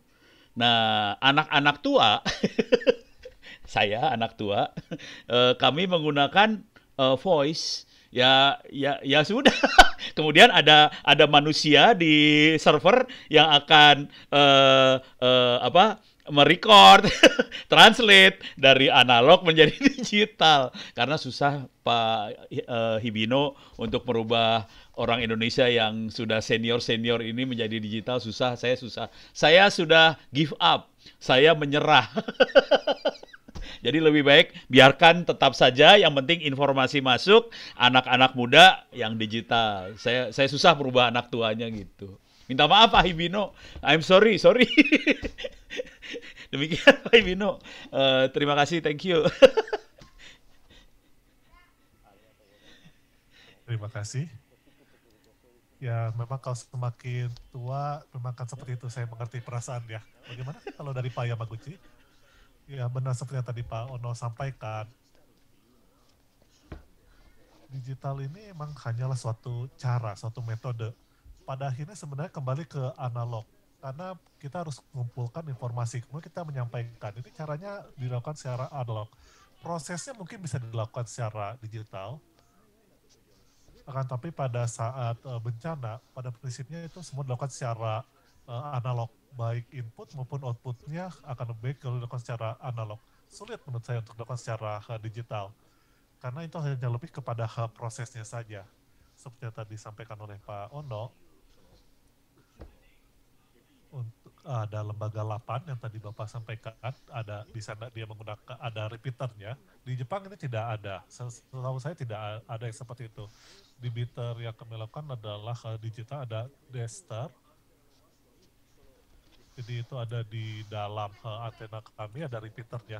Jadi untuk di daerah Kansai sendiri, itu menggunakan repeater yang ada di kami. Radio amatirnya bisa menggunakan repeater dari kami, supaya bisa melakukan repeater. Jadi fungsi yang ada di satelitnya 8, itu kalau kami menggunakan model yang analog dengan menggunakan repeater yang ada di antena kami. Tapi pada dasarnya dilakukan adalah analog. Semua informasi yang ada itu ditulis karena itu ditulis tangan. Jadi sebenarnya pada dasarnya sebenarnya analog. Mungkin begitu kali ya kalau dari saya. Ya, kalau menurut saya digital ini itu digunakan misalnya untuk mengumpulkan data atau menganalisis data. Kemudian juga untuk menyampaikan supaya tidak salah. Jadi memang ini tidak lebih dari sekedar metodenya kalau menurut saya. Seperti tadi, seperti Sahana yang tadi diinformasikan, ini mungkin salah satu yang bisa digunakan pada saat bencana. Akan tapi ketika kita mau menyampaikan dengan suara, ini memang mau tidak mau dilakukan secara analog. Dan apabila mau menggunakan Sahana yang digital seperti ini, tentunya harus ada orang yang datang ke lokasi untuk bisa mengumpulkan informasi mengenai kebutuhan ataupun juga hal-hal ataupun juga kondisi bencana. Dan untuk hal seperti ini tentunya akan ada batasan. Walaupun mungkin sekarang kita bisa menggunakan drone, jadi cukup drone-nya saja yang pergi ke lokasi. Tapi pada saat terjadi bencana, misalnya contohnya di Atami, mereka menggunakan drone seperti ini. Jadi ketika itu ada longsor di sana, mereka menerbangkan drone untuk menganalisis data yang ada di lokasi bencana. Jadi informasi Momase sendiri ini tidak hanya menggunakan satelit saja, terlepas dari apakah ini digital atau tidak, tapi salah satu cara yang bisa dilakukan adalah dengan menerbangkan drone yang bisa saya katakan sebenarnya ini juga masih analog juga. terutama untuk bencana yang kami rasakan terutama pada saat gempa Hanshin di tahun 95. Tentunya negara juga memiliki keterbatasan sehingga pada saat itu cukup sulit untuk menyiapkan bagaimana cara bisa menyampaikan informasi dengan cepat. Dan pada saat itu pada akhirnya informasi mulai disebarkan dengan FMYY mendirikan stasiun radio darurat agar informasi bisa disampaikan secara cepat. Dari situlah mulai berkembang walaupun memang caranya masih analog untuk menyampaikan informasi tersebut. Tapi untuk mengumpulkan informasi sendiri seperti yang disampaikan oleh Pak Yamaguchi, bagaimanapun juga pengumpulan informasi tetap dilakukan oleh secara analog. Mungkin di situ kita bisa padukan dengan sahana yang digital supaya lebih banyak lagi orang yang bisa mengakses informasi.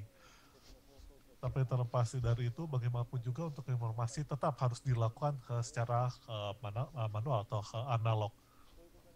Dan itu mungkin bisa dipadukan dengan misalnya siaran radio supaya bisa disebarluaskan kepada orang yang lebih luas lagi. Tapi sekali lagi untuk menyebarluaskannya itu pun tentunya di situ akan ada orang yang bersifat analog. Terima kasih atas komentarnya. Seperti ya apa yang disampaikan oleh Pak Shimura, Pak Ono maupun Pak Yamaguchi, kemungkinan besar garis benang merahnya itu sama. Dan ada yang kemudian saya ingat dari pembicaraan Bapak-Bapak bertiga, yaitu anggota utama dari konsorsium kami adalah Pak Wisnu, yang almarhum Pak Wisnu. Ketika kami bertemu dengan beliau mengatakan bahwa radio komunikasi ini ternyata adalah hal yang sangat penting pada saat penanggulangan bencana di Indonesia. Alasannya adalah karena di antara sekian banyak teknologi yang ada di dunia ini,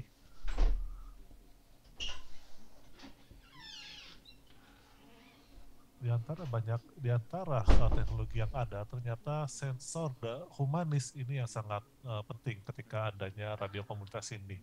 Dan sensor humanis inilah yang sebenarnya sangat penting pada saat bencana terjadi. Dan komunitas radio ini adalah orang-orang yang berisi orang-orang yang memiliki sensor humanis karena mereka memiliki sense untuk menyebarluaskan informasi yang benar supaya orang-orang yang mendengarkan itu bisa memperoleh informasi yang benar. Terima kasih atas penjelasan diberikan oleh Bapak pada hari ini juga. Silakan Pak Yamaguchi. Mungkin ini bukan bersifat hal yang teknis, tapi sebenarnya disampaikan oleh Pak Hibino mengenai sensor humanis. Yaitu hal yang paling penting adalah seberapa banyak informasi yang bisa dikumpulkan. Ini tidak peduli apakah caranya analog ataupun digital, yang penting adalah informasi itu perlu dikumpulkan sebanyak-banyaknya. Dan ini tentunya bisa dilakukan jika kita memiliki jaringan atau network yang kita jalin selama ini. Sehingga sekalipun kita memiliki mesin yang sebagus apapun atau mic sebagus apapun, itu sebenarnya tidak ada fungsinya kalau kita tidak memiliki informasi.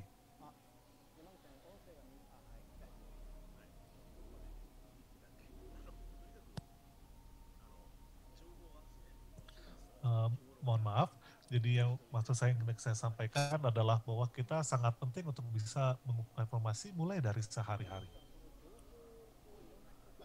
Untuk ketika mengumpulkan informasi dari banyak orang seperti ini, di FM Wakayama juga tentunya juga mendapatkan informasi dari pendengarnya. Untuk bisa mendapatkan informasi terpercaya ini setiap, apakah ada trigger atau pemicunya? Di Indonesia juga tentunya ada aplikasi seperti Line ya. Atau tidak ada Line kalau di Indonesia? Pak Ono, bagaimana kalau di Indonesia? Apakah ada aplikasi pesanan seperti Line di Indonesia? Indonesia banyak menggunakan WhatsApp dan Telegram ya. Ada Line sedikit tapi banyak WhatsApp.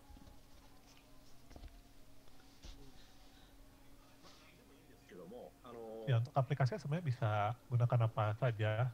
Yang penting adalah bisa di-share dengan membuat grup supaya kita bisa saling berbagi informasi. Itu yang penting ya. Jadi saya sendiri membangun jaringan atau network dengan cara seperti itu. Jadi orang-orang yang terpercaya itu dimasukkan ke dalam grup. Mulainya mungkin hanya dari perpesanan secara pribadi. Kemudian setelah itu mulai meminta untuk supaya secara suara juga voice-nya ada melalui ke radio.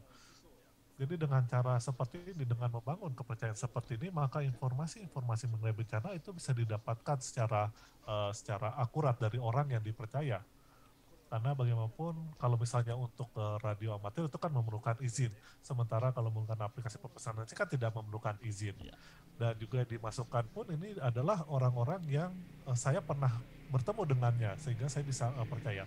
Saat ini ada sekitar 50-60 orang yang masuk ke dalam grup saya. Jadi kami tidak menyiarkan informasi dari email atau pesan biasa, tapi dari orang terpercaya saja.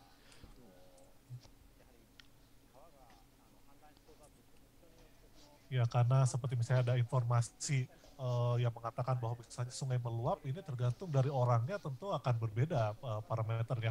Ada orang yang mungkin sedikit meluap saja sudah merasa itu akan menjadi banjir, tapi ada orang juga yang mengatakan dengan jelas bahwa ini masih belum terjadi. Atau ada juga satu sisi orang yang justru sudah meluap pun tapi tidak mengatakan apapun. Ya, benar sekali. Dan juga kami juga membutuhkan informasi tidak hanya bencana, tapi juga justru informasi yang mengatakan bahwa di daerah ini justru aman. Dengan cara seperti itu, lokasi yang aman tersebut bisa dijadikan sebagai tempat evakuasi. Akan lebih baik lagi jika diberitahukan informasi untuk mencapai daerah yang aman tersebut itu lewat mana.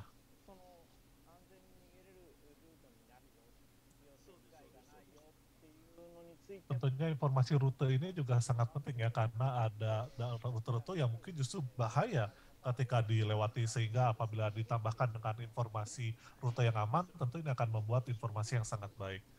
Benar sekali. Selain itu juga kami juga berusaha untuk mendapatkan informasi dari pemadam kebakaran setempat.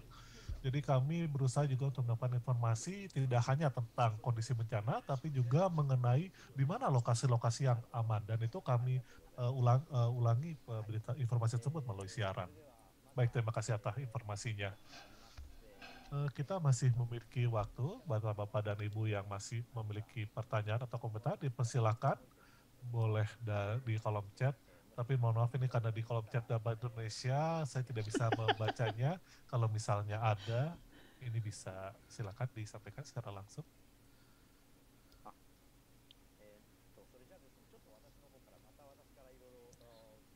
Baik, kalau begitu dari saya lagi, karena cukup banyak hal-hal yang menarik yang saya dengar, dan terutama dari Pak Ono, ada banyak hal yang saya bisa pelajari di Pak Ono, saya sangat senang sekali.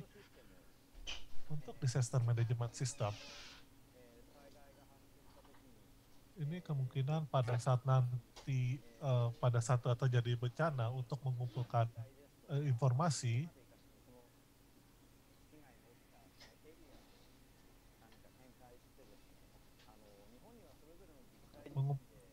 tentunya nanti pada saat pengumpulan informasi, peran Pemda itu sangat penting. Mungkin tidak sampai level nasional, tapi Pemda ini sangat penting. Di Jepang sendiri juga ada yang seperti itu.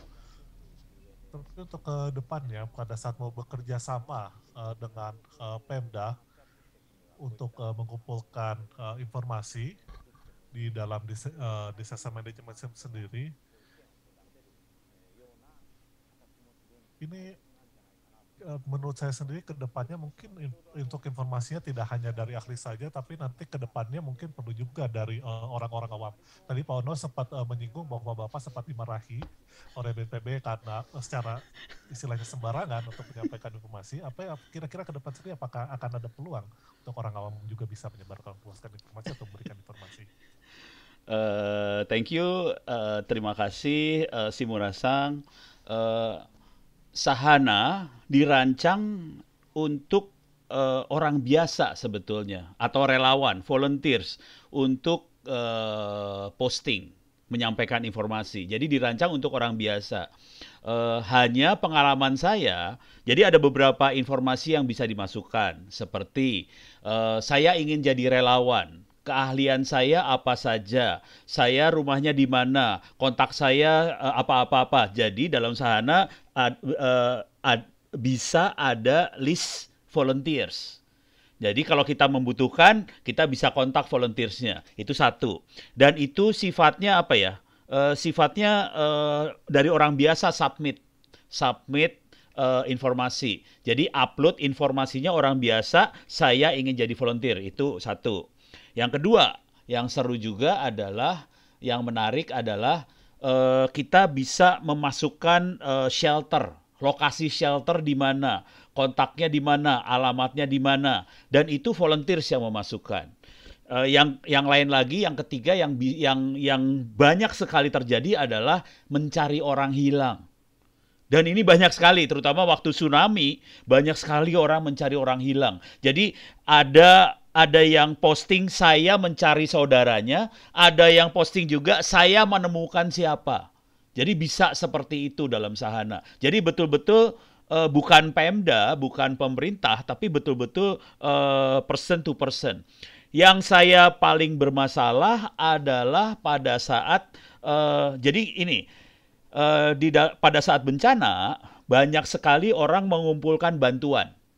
Ada yang berupa makanan, pakaian, uang, dan sebagainya. Yang jadi masalah adalah bantuan ini harus dikirim kemana. Orang-orang ini tidak tahu harus dikirim kemana. Di satu sisi, di sini shelter ini ada berapa orang, butuh apa saja, butuh makanan apa, butuh pakaian apa. Jadi harus ada matching antara supply dan demand dari bantuan ini. Dan ini seru ini, karena ini menarik karena kita harus bikin semacam program matching. Nah, bantuan juga menarik. Contoh, pakaian.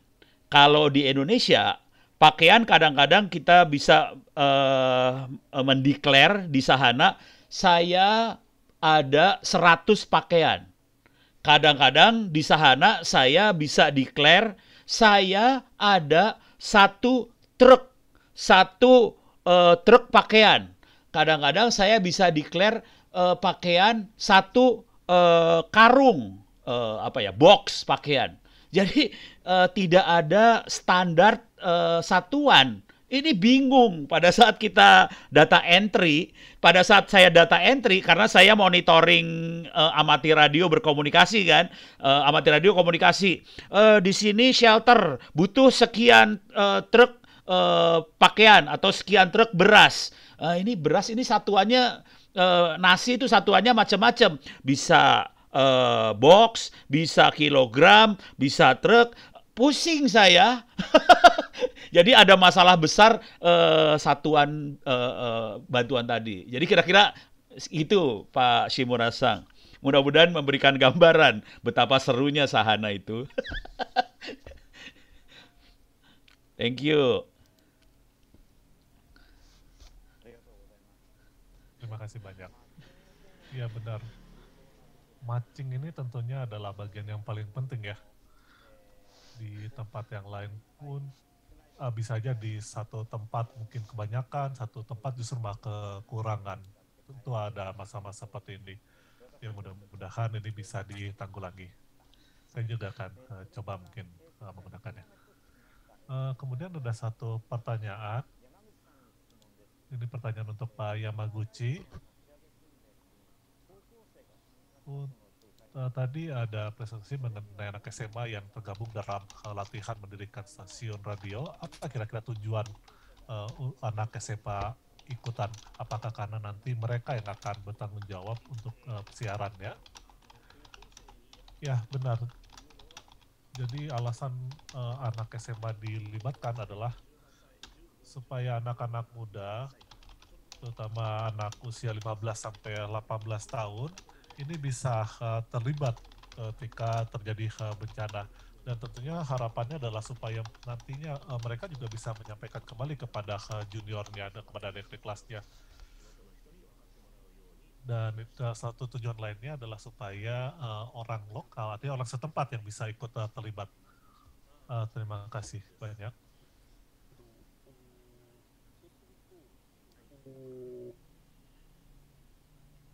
その実際に臨時災害局を立ち上げようっていう風になった時には、 Berarti apabila pada saat nanti hendak benar-benar mendirikan radio darurat pada saat terjadi bencana,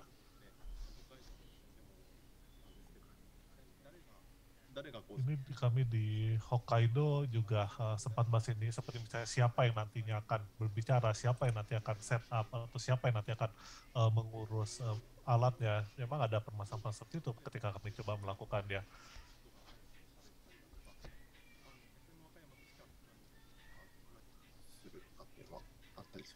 Tapi pada saat latihan tersebut itu pada saat kenyataannya apakah dari FM Wakayama juga akan ikut terlibat? Tidak. Jadi pada saat siaran darurat ini nanti akan berbicara adalah anak-anak SMA dari klub radio. Jadi mereka sendiri yang akan mengelolanya. Untuk misalnya naskahnya ini misalnya dibuat oleh misalnya dari OSIS.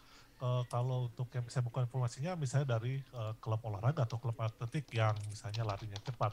Jadi kami membagi seperti itu. Jadi benar-benar murni dilakukan oleh anak-anak sekolahnya. Dan yang memilihnya adalah guru di sekolah itu.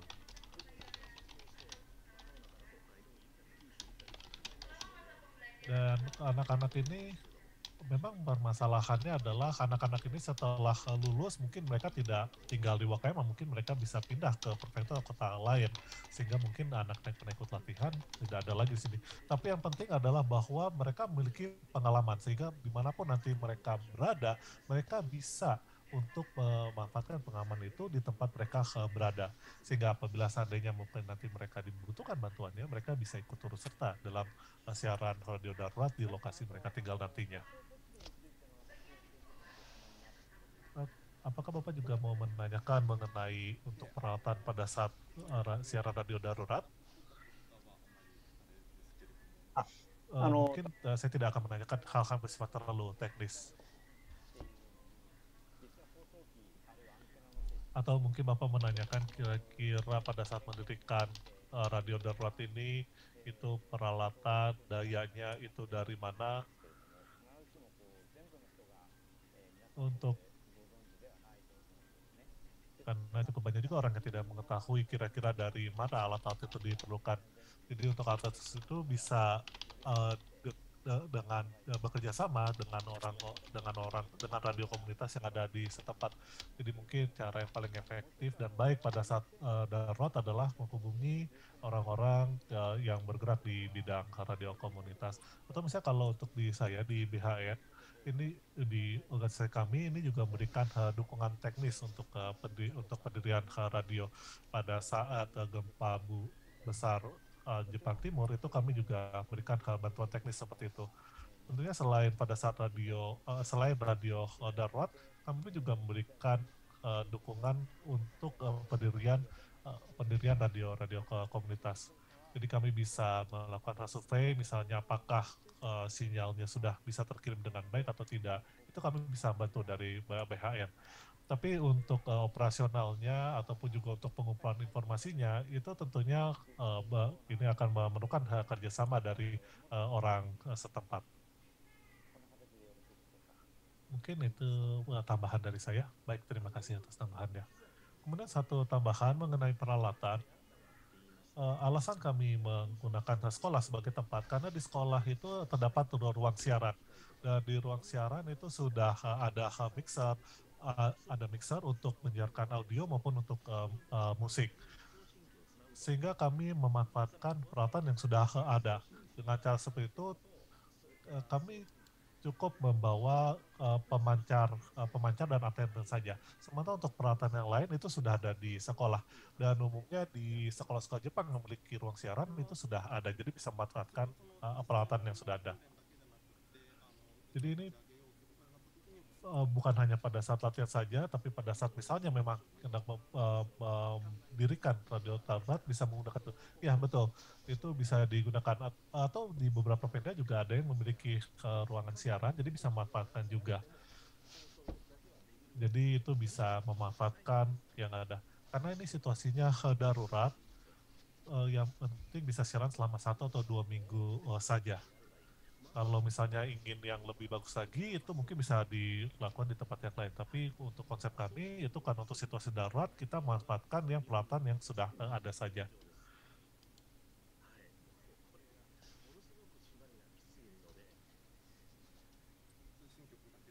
足りなかったりもするわけ。というか検査が厳しいんですよ。Cuman yang mungkin yang kesulitan adalah izin saja yang seperti tadi kami sampaikan. Untuk swasta itu tidak bisa segera untuk mendapatkan izinnya. Walaupun dari kami sendiri juga sudah mengatakan kepada pihak terkait, ini hanya untuk 1-2 minggu saja, tapi mengatakan itu tidak bisa. Mungkin ini saja yang menjadi kelemahan dia. Kami sendiri tentunya mengharapkan lebih fleksibel, apalagi pada saat situasi darurat ataupun memerlukan izinnya adalah dari pihak swasta, bukan pemerintah. Baik, terima kasih.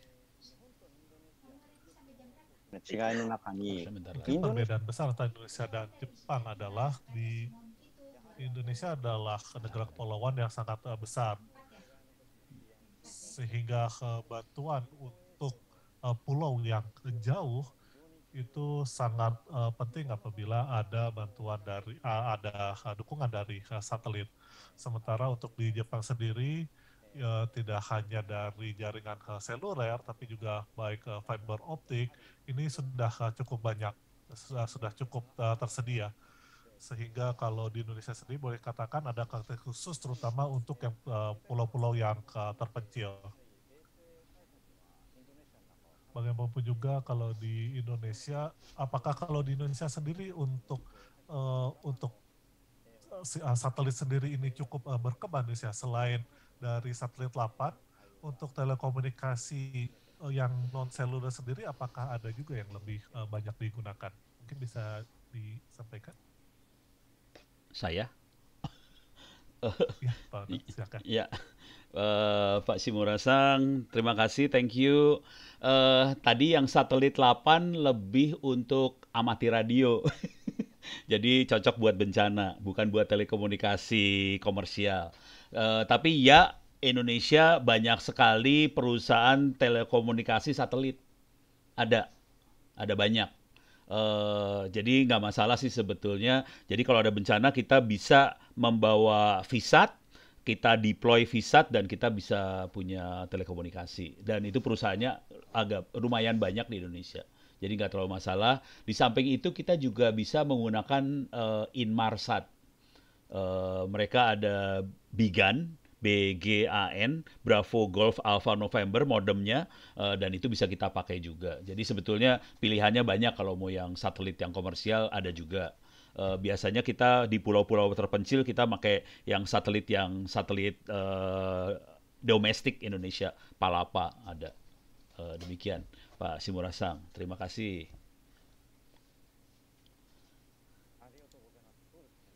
Terima kasih banyak. Ya, ada Inmarsat ya.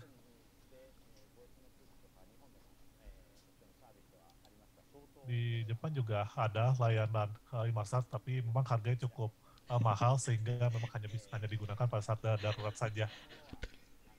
Memang kalau pakai yang komersial itu memang pastikan harganya memang mahal. Jadi kalau bisa dilakukan secara amatir, mungkin itu akan lebih baik. Dan informasi-informasi juga bisa dikumpulkan.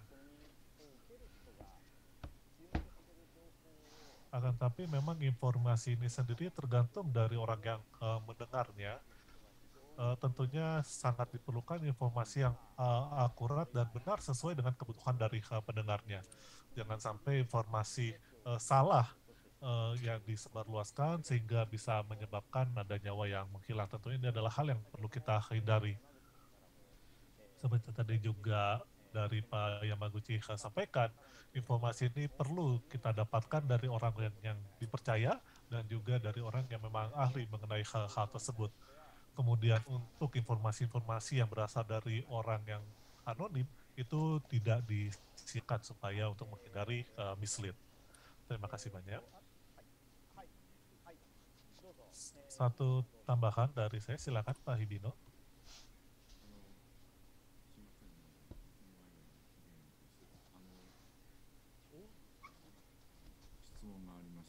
Saya ada pertanyaan untuk Pak Ono. Dari presentasi Bapak sampaikan hari ini mengenai Yayasan Air Putih,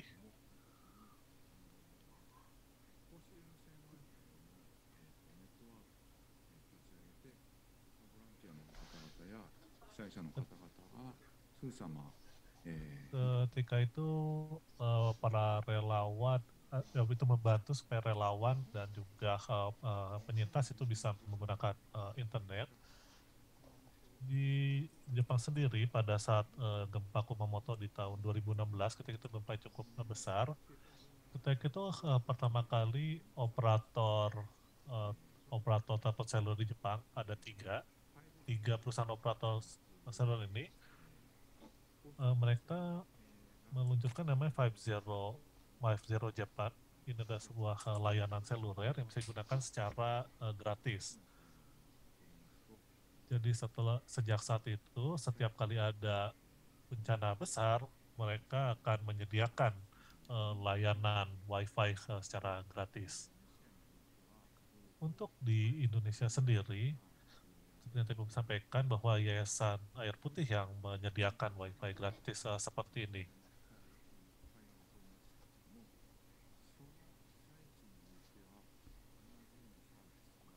Apakah kemudian ketika ada bencana lagi di tempat yang lain juga mereka menyediakan yang sama? Atau mungkin apakah ada pihak lain yang menyediakan layanan sejenis yang sama? Terima kasih Pak Hibino. Thank you Pak Hibino-san. Saat ini sih tidak hanya Yayasan Air Putih sih. Jadi banyak teman-teman relawan yang lain yang kadang-kadang didukung sama USAID, sama lembaga-lembaga donor yang lain. Jadi tidak harus Yayasan Air Putih sih, banyak yang lain juga bisa turun ke lapangan. Dan operator-operator juga, operator telekomunikasi seluler, kalau mereka ada sinyal ya dia tetap beroperasi. Cuman mereka tidak punya seperti yang Pak Hibino-sang bilang tadi, 50 itu belum ada. Itu menarik itu. Kayaknya operator Indonesia perlu belajar ke operator Jepang supaya bisa lebih baik memberikan pelayanan di saat disaster. Terima kasih banyak. Tapi pada dasarnya Yayasan Air Putih bukan satu-satunya. Masih banyak yang lain juga sih. Demikian Pak Hibino-sang. Thank you.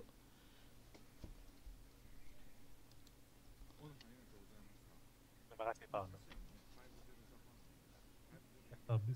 Mudah-mudahan di Indonesia juga ada seperti 50 Japan ya, ada 50 Indonesia ya.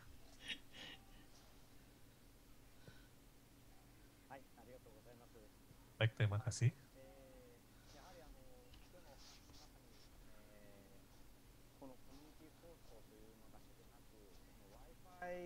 Jadi seperti yang disampaikan dalam diskusi kita hari ini, bukan hanya radio komunitas saja, tapi memang kebutuhan Wi-Fi juga semakin meningkat ini seiring dengan perkembangan zaman. Apalagi selama ada HP smartphone yang seperti mungkin kita miliki, ini kita sudah bisa mengakses internet dimanapun kita berada dan semakin mudah bagi kita untuk bisa mengakses informasi. Tapi memang kita tapi memang bagaimanapun juga untuk akses poinnya sendiri itu bisa saja tidak tersedia pada saat bencana, apakah itu karena terbawa oleh tsunami atau mungkin hancur oleh erupsi. Pada saat seperti terjadi, tentunya internet ataupun smartphone ini cukup sulit untuk bisa digunakan karena harus menunggu sampai pulih. Di satu sisi, apabila ada radio, ini bisa menjadi salah satu cara yang paling sederhana untuk bisa menyampaikan informasi, sehingga menurut saya radio komunitas ini tidak semudah itu untuk tergerus dengan perkembangan zaman. Walaupun tentunya pada saat nanti internet sudah bisa diakses kembali, sudah pulih aksesnya, informasi yang dikumpulkan pun tentu akan bisa menjadi lebih banyak lagi. Tidak hanya informasi dari radio saja, tapi juga informasi dari internet. Jadi memang ini mungkin seiring dengan perkembangan zaman, kita sendiri harus bisa merespon dengan perkembangan zaman. Kita masih ada waktu 5 menit lagi. Dari Bapak dan Ibu sekalian, kalau memang ada hal yang ingin disampaikan, kami persilahkan. Karena ini adalah waktu kesempatan terakhir bagi Bapak dan Ibu untuk bisa menyampaikan komentar terakhir.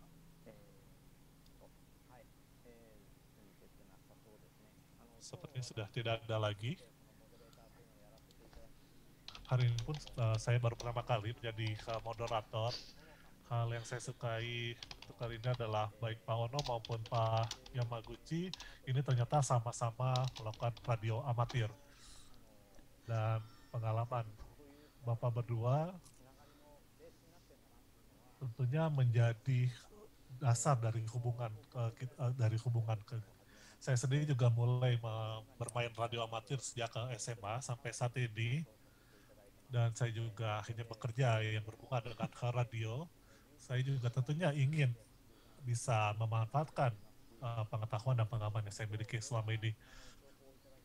Dari Pak Eno juga, saya juga mengucapkan terima kasih karena banyak informasi baru yang saya terima, sehingga saya bisa belajar. Mudah-mudahan nanti saya juga bisa bertanya lagi ke Bapak di lain kesempatan kalau misalnya ada hal-hal yang saya tidak mengerti. Untuk Pak Yamaguchi sendiri, karena kita sama-sama ada di Jepang, mudah-mudahan suatu saat kita bisa bertemu secara tatap muka sambil minum-minum ke depannya. Baik, kalau begitu, karena sudah hampir habis waktunya, mohon maaf apabila ada kekurangan dari saya, tapi mudah-mudahan apa yang disampaikan hari ini kita bisa belajar mengenai bagaimana kita bisa mengolah informasi, bagaimana cara kita mengumpulkan informasi. Mudah-mudahan yang disampaikan pada kesempatan hari ini bisa bermanfaat bagi Bapak dan Ibu sekalian.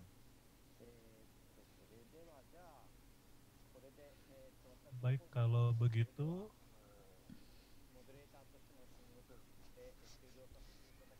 tugas saya sebagai moderator mungkin akan berakhir di sini. Untuk penutup, saya akan kembalikan lagi ke Ibu Ayu. Silakan Ibu.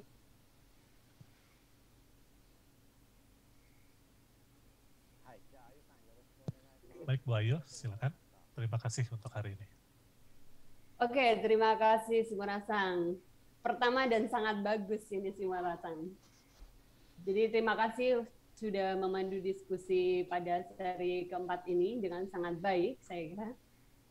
Ya, sangat menarik sekali sharing hari ini bagaimana gambaran teknologi radio untuk pengurangan risiko bencana yang sebenarnya bisa kita kembangkan di teman-teman radio komunitas gitu ya. Nah, terlebih nantinya bisa dikembangkan ke digital seperti yang Bapak Ono sampaikan tadi. Namun tantangannya satu Pak, untuk di Indonesia ini tadi seperti yang disampaikan oleh Ibu Farida, bahwa pegiat radio komunitas ini adalah anak-anak muda Pak.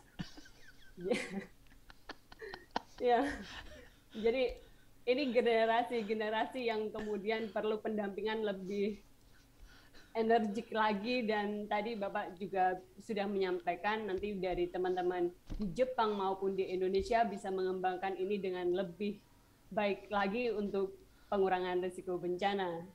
Ya, saya kira diskusi yang cukup menarik dari Pak Ono dan Yamaguchi-san, dan karena waktunya memang terbatas untuk kita bertemu di konsorsium radar tangguh ini, dan untuk kedepannya kita masih bisa ketemu lagi di seri diskusi radar tangguh ini pada 17 November 2021 dengan tema tetap masih berkaitan dengan radio komunitas, yaitu penggunaan radio komunitas oleh pemerintah daerah untuk pengurangan risiko bencana. Jadi diskusi-diskusi dari konsorsium radar tangguh ini akan tetap berlangsung sampai dengan Desember 2021. Dan saya kira masukan dari teman-teman mungkin bisa disampaikan juga di kolom evaluasi. Mungkin bisa juga menyampaikan tema-tema yang lebih menarik lagi untuk bisa dikembangkan di dalam diskusi online radar tangguh ini. Baik, itu tadi yang bisa kita diskusikan hari ini kepada Bapak Ono dan juga Yamaguchi-san dan juga Shimura-san. Terima kasih sekali teman-teman peserta, teman-teman radio komunitas yang sudah bergabung dan berpartisipasi, dan juga kepada dekan di FISIP Universitas Atmajaya Yogyakarta yang sudah menyempatkan hadir pada sore hari ini juga. Terima kasih untuk kerjasama dan partisipasi untuk hari ini. Saya kira untuk akhir kata kita bisa foto bersama. Mas Imang mungkin bisa, oke. Terima kasih untuk semuanya. Teman-teman Selamat sore. yang ini bisa buka kameranya. Ini sebagai bagian dari dokumentasi. Jadi kita akan buka kamera semua. Kalau yang memungkinkan buka kamera, kalaupun enggak ya nggak apa-apa ya. Kalau bisa sih semuanya dibuka sehingga bisa ketahuan nih. Oke, kita akan mulai di teks ya.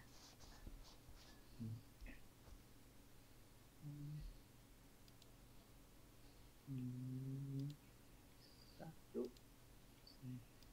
Stage kedua belum.